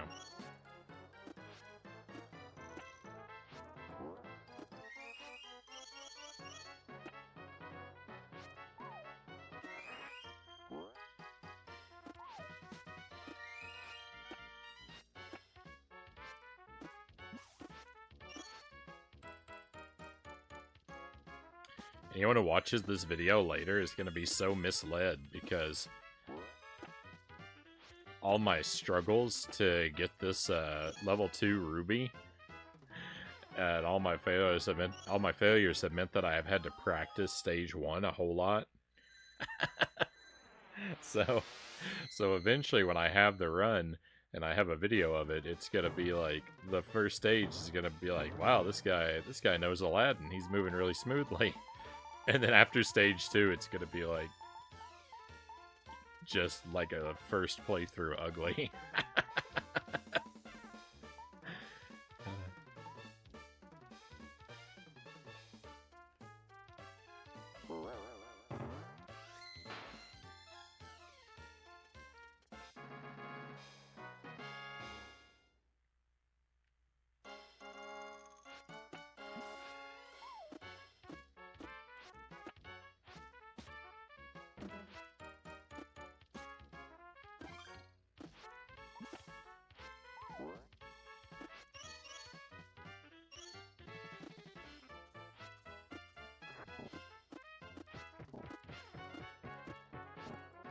Even though, like, you explicitly mentioned and described the Got Milk commercial, I'm still picturing in my head the Mario Party commercial where Mario gets arrested for disturbing the peace.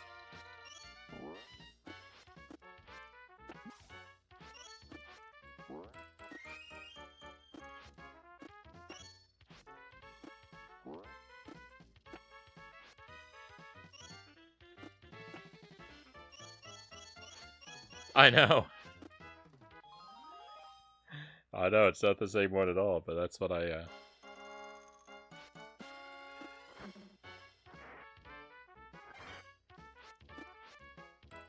that's what I'm picturing.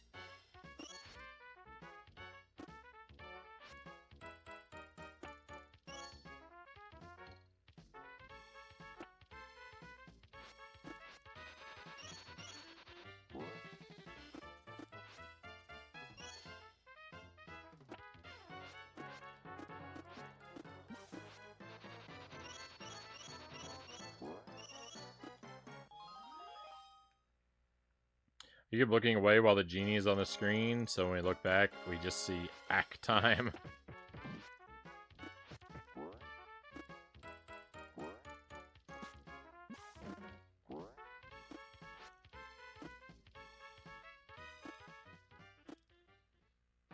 Which game destroys friendships faster, Mario Party or Monopoly? It's rough. It's easy to feel real bad during a game of Mario Party.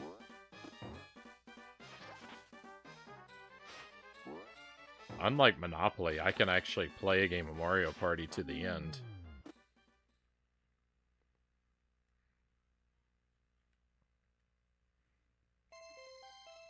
I played Monopoly on the stream one night. It was terrible. What if they made a Mario Monopoly and use that to break up family disputes? I think I have a Mario Monopoly. I think I have a Mario Kart Monopoly. Good night, Frownie in chat. See you tomorrow. Resident Evil 3. Right on. Good luck with that, Angelus. Thank you again for the raid. Have a wonderful night and have a wonderful stream tomorrow, my friend.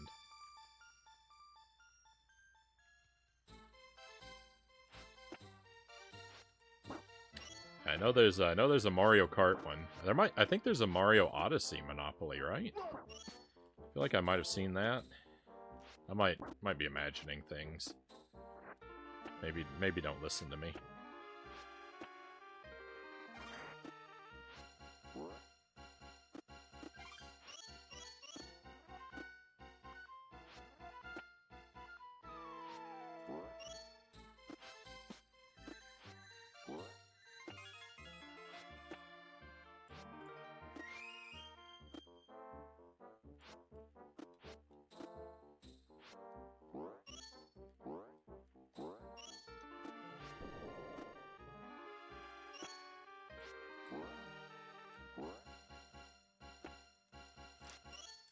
Nice. All right, this is the run. Don't die because we're never gonna get this again.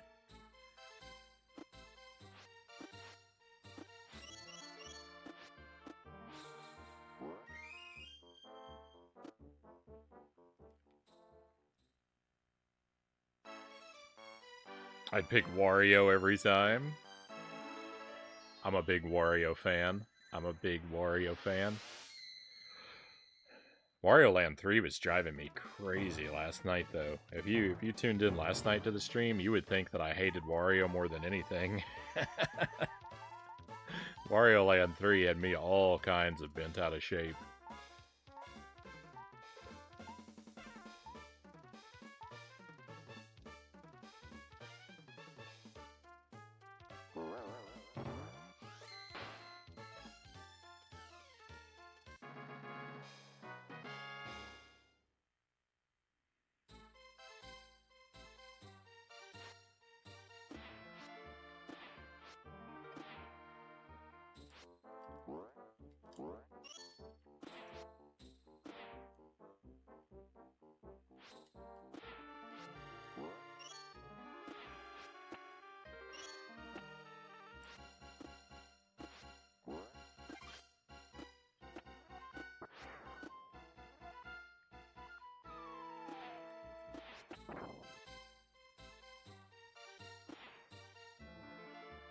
Thought that bat was gonna get me.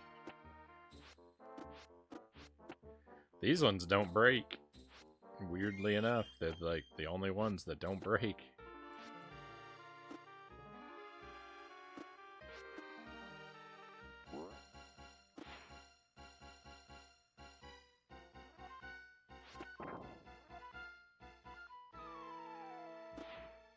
That's why we love Wario. You're supposed to hate him and then we love him. I have a lot in common with Wario. Wario and I, like, we've got a similar sort of body type. We, both, just consume massive quantities of garlic. We're both completely obsessed with collecting treasures in video games. I find Wario a very relatable character.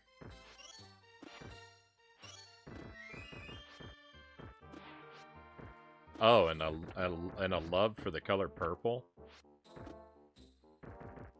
You know, let's go.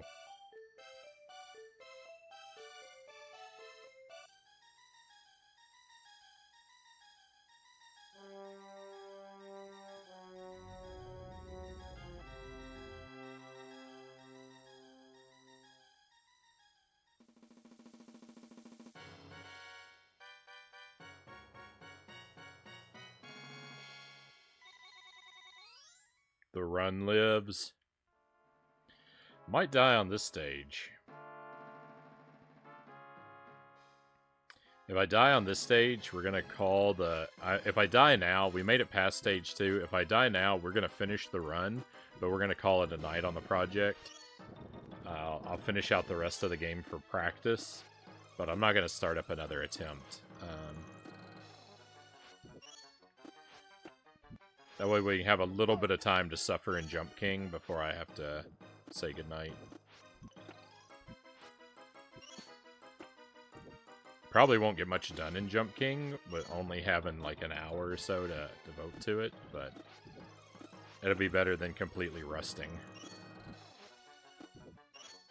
for another night.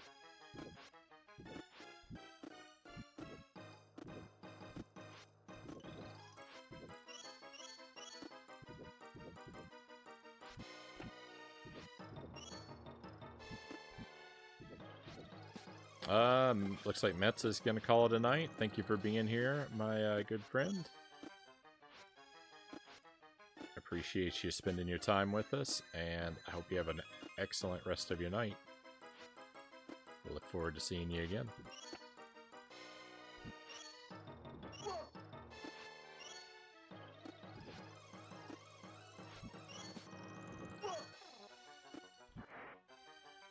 Damage boost.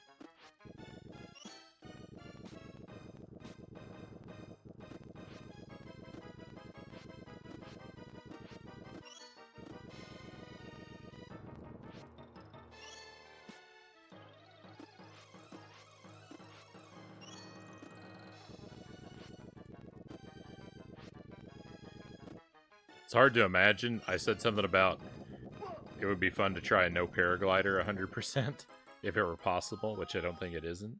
It's hard to imagine. I lean on the paraglider so much. It's unbelievable. Good luck on the gym hunting. Thank you, thank you. Yeah. Oh no, I'm perfectly happy with the progress. Knowing where all the gyms are, like that, and how to get them all. Getting the run tonight doesn't matter. I already made the progress I needed to make. Perfectly satisfied.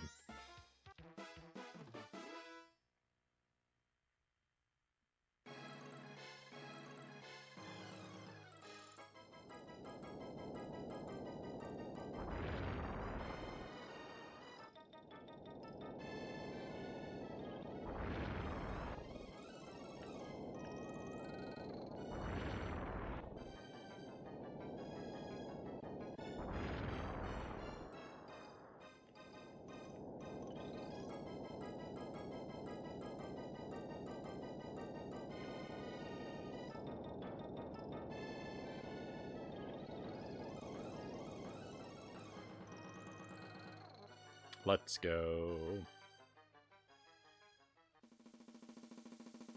the wah sound when he gets hurt is awful.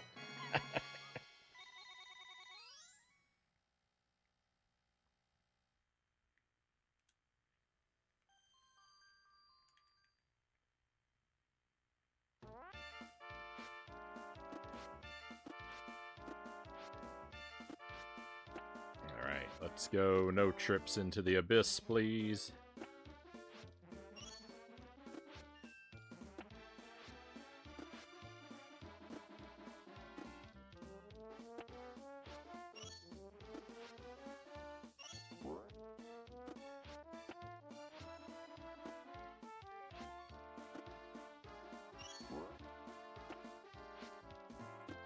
This is how I do. Like, I keep talking about, you know, a blind play style. I do all my first playthroughs, but I also do all of my challenges blind. So, like, Anytime you watch a challenge run from me, like, you don't get to see, like, speedrunner strats and tricks and glitches and stuff like that, because the result of the blind playthrough is just that I don't know how to do those things. I usually don't even know they exist.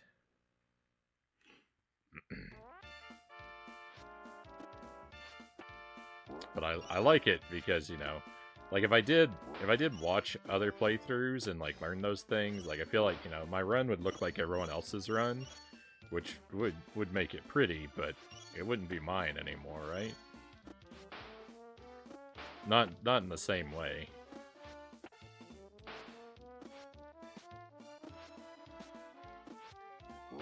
That's kind of the one thing that really like bums me out about speedrunning is that, you know,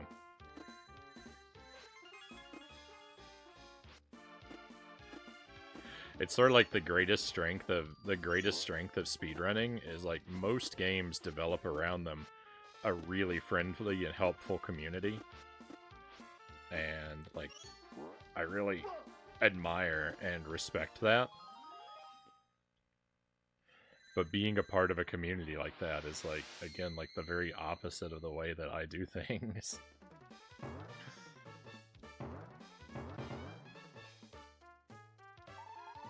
It was fun though. When I did Castlevania: The Adventure, it was really fun working on that game and having Mazin as my coach to give me an awful hard time every time I didn't execute his advice. Speedrun stuff is too fast for me. I just like seeing normal playthroughs most of the time.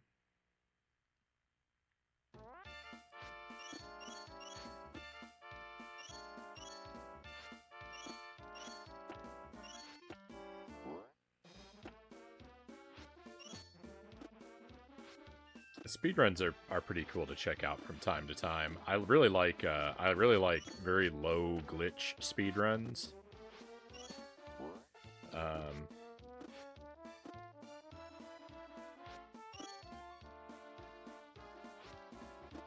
For the most part, that you know, like I like 100% and glitchless categories where you get to see most of the game and, you know, something sort of resembling its like intended pathways. Heavily glitched runs are like an interesting curiosity from time to time, but at some point, like with really heavily glitched runs, at some point it starts to feel like you're no longer playing the game that the developers made, but you're playing a kind of a meta game inside the game, which is a novelty, but also sort of less interesting.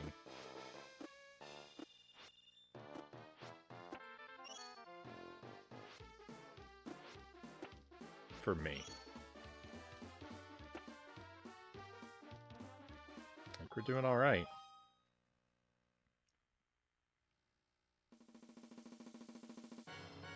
If a speedrunner I watch gets super into a game to speedrun it, that's pretty cool.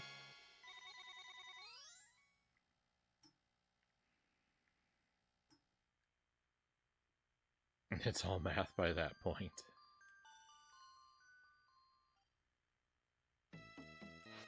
Alright, there's 5 rubies on this stage. This is the real ruby heavy stage.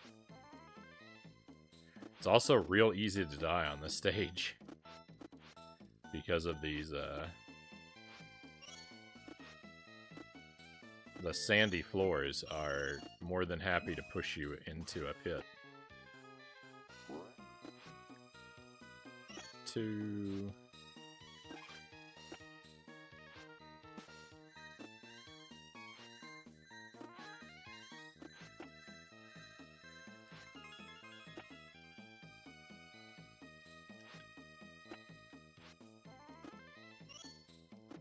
Three, 4. I do want to make sure I'm getting the beetles too. I hope I'm on track to have them all.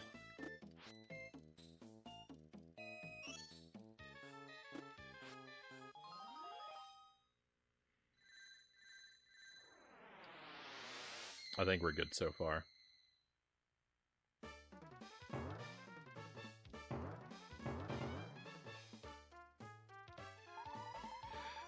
My other alter speedruns the worst games ever to make interesting. Tecmo Super Bowl.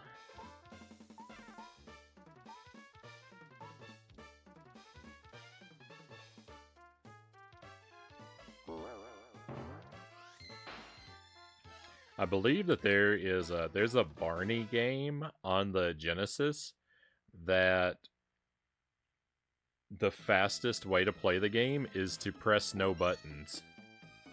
The game will beat itself if you just leave it running. So the speedrun strategy is to do nothing. That might be slightly worse. But I don't think I'm gonna sign up for a Tecmo Super Bowl speedrun like anytime soon.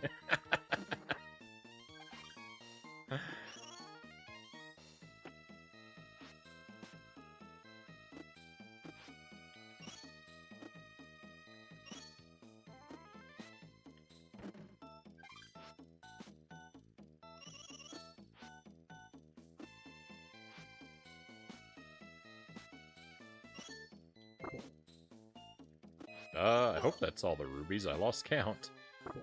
Uh-oh.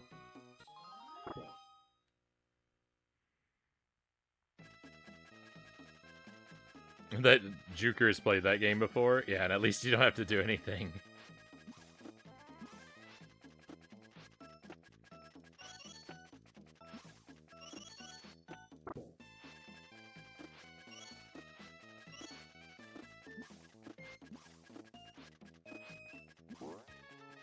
Now that I'm thinking about trash games, we really need to put 50 video games included on the schedule next week. We've been talking about that a little bit. That's way overdue. That's a plug and play I've been working on. It's kind of like Action 52. It looks like the games are a little higher quality than that from what I've seen. Not being very expert in Action 52.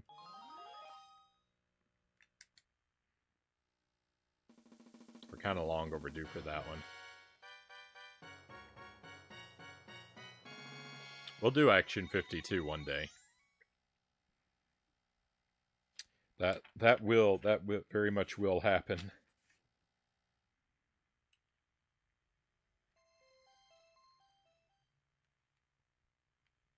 Run does require skill and knowledge of the game.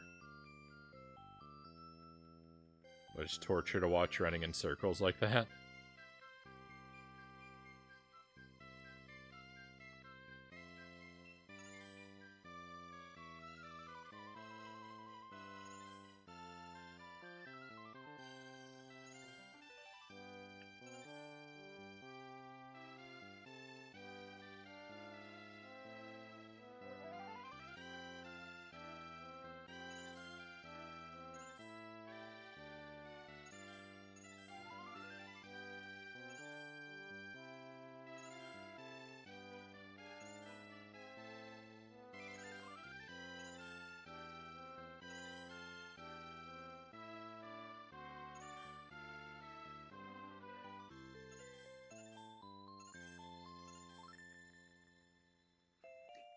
Mapping out where the rubies are on the stage took a little while. It didn't take as long as I'd feared it would. But it was a little tricky. Yep, it makes you memorize. I wrote myself a little map. So I just sing the song in my head, and I've got particular words that I know what to be at which general elevation.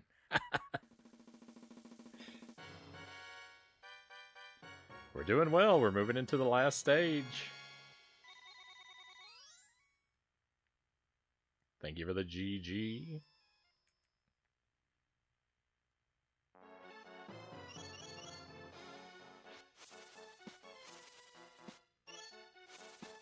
Nice. I got that ruby. And that one? Amazing. Someone tell that guy to leave me alone. Alright, this is a part where I could die. Another part where I'm really scared.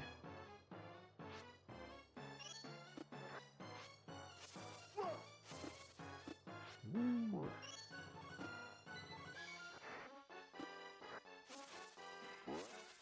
Let's just eliminate those guys from my life. Hey, let's go. Oh, I stood up into the sword.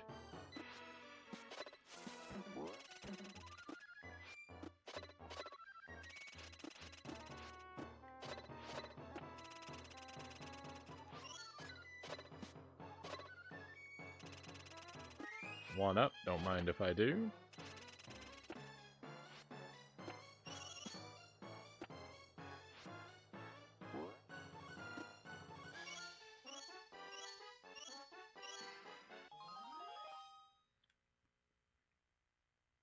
Okay, I think that's good.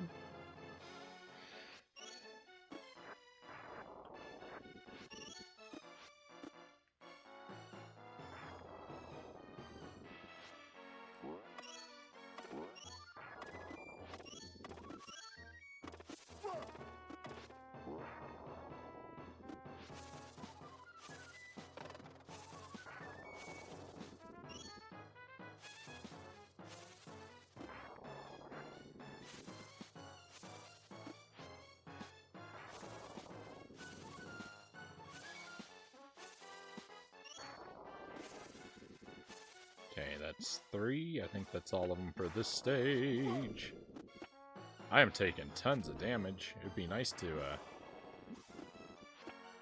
get some health back so I don't completely trip at the finish line.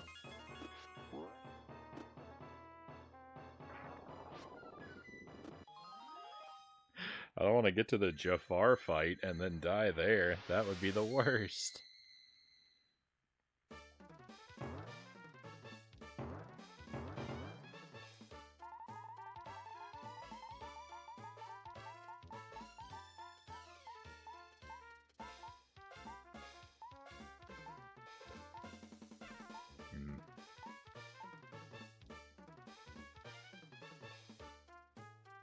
He had some nice jukes.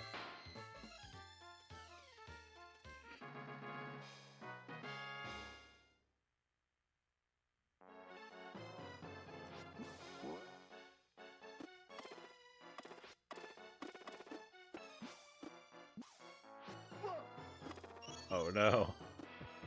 I really need to pick up a chicken or something.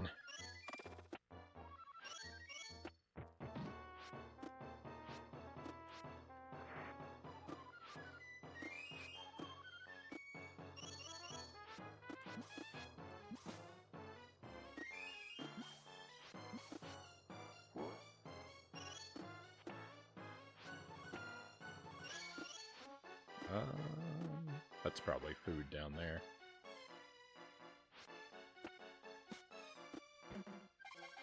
It's not food. Oh, my health is refilled. I don't know why. Oh, because I got enough, My bread is toast. I'm toast.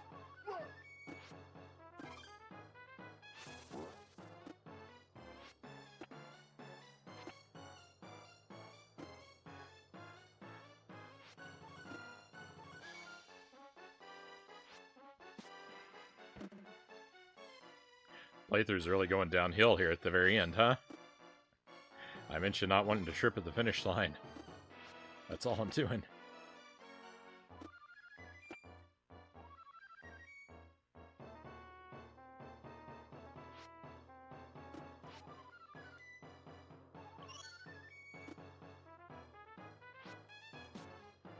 Oh, that's it.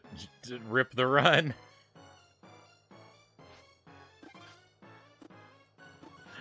I had one shot at that ruby and I missed it.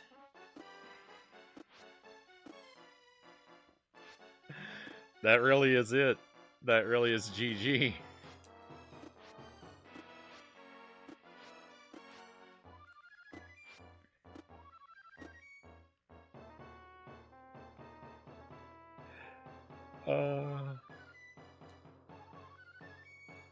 I hate video games. I hate video games. Look what it did to me. How did I miss that?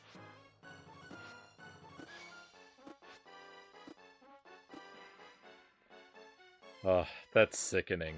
That is sickening.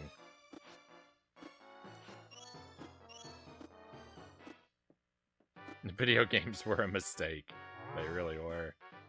Oh, I'm so mad.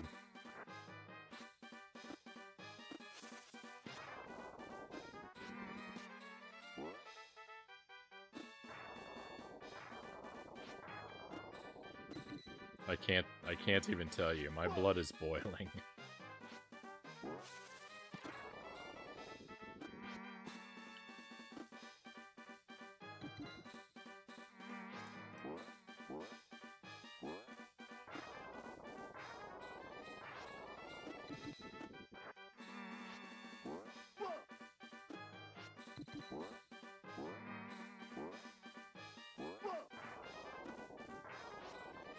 That is the worst possible way to fail. I would have rather died to Jafar.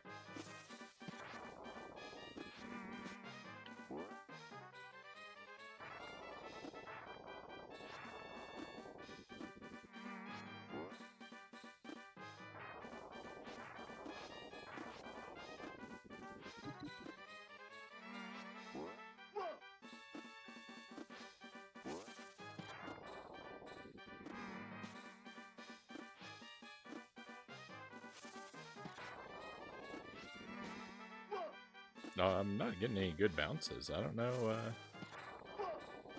if I really believe in myself, I can still die to Jafar. I might. I'm on the way to doing it.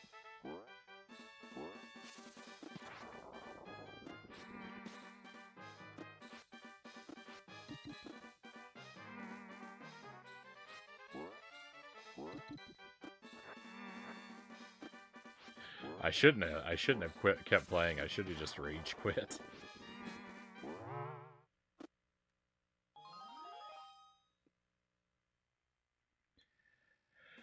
Oh, I can't believe this. This is colossally upsetting.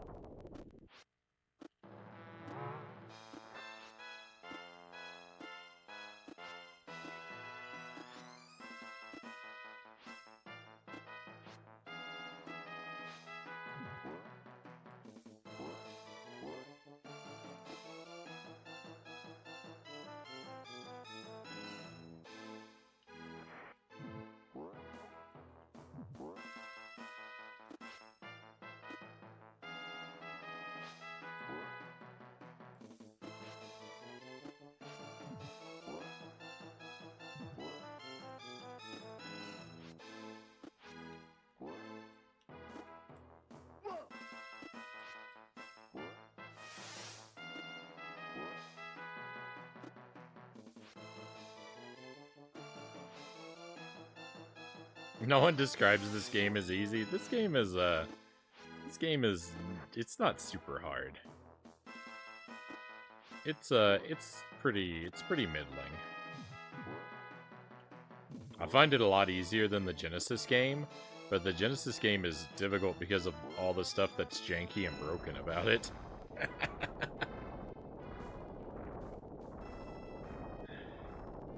If the Genesis game were as polished as this one is, they'd be on pretty even footing, I think.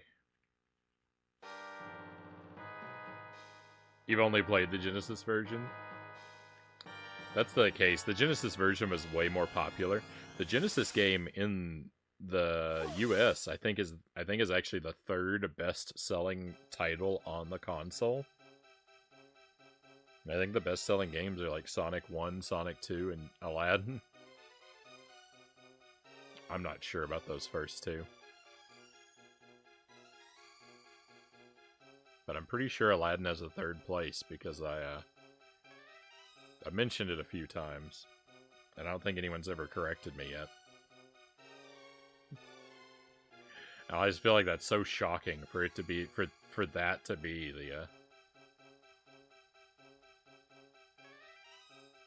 the one. Have you ever played Master System Aladdin? I have not. I would like to one day. Master System is something I really have no experience with.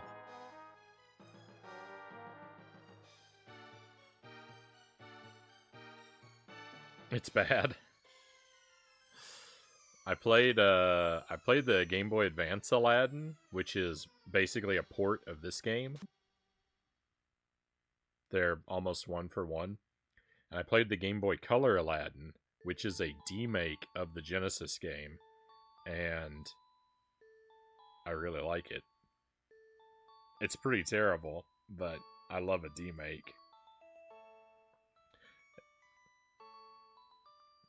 It's missing a level or two, though. That's the only thing. If it had all the levels, it let me down a little by not having all the levels. All right, we'll play for a little bit longer, my friends, because I said we'd do some Jump King. We'll do about an hour of Jump King. It won't be much, but it'll give us a head start for tomorrow night's Jump King session. I'm gonna step away though while the credits play, and I'll just let everybody enjoy these without me for a moment, while I put the tragedy of this failed run behind me. And we'll try this again next week. I'll put it on the schedule. Probably middle of next week, and probably paired up with another game. Hopefully I can finish it real early in the night and we can do something else.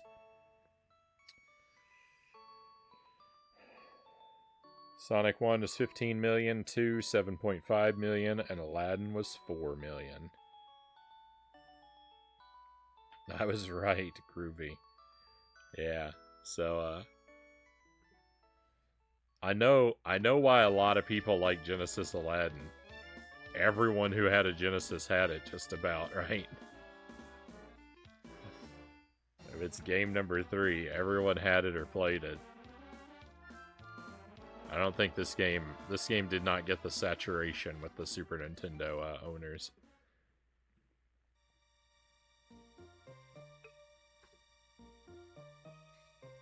Top 3 all-time sales. Alright, so let me step away. I'll be back with you for some Jump King in just a moment, my friends.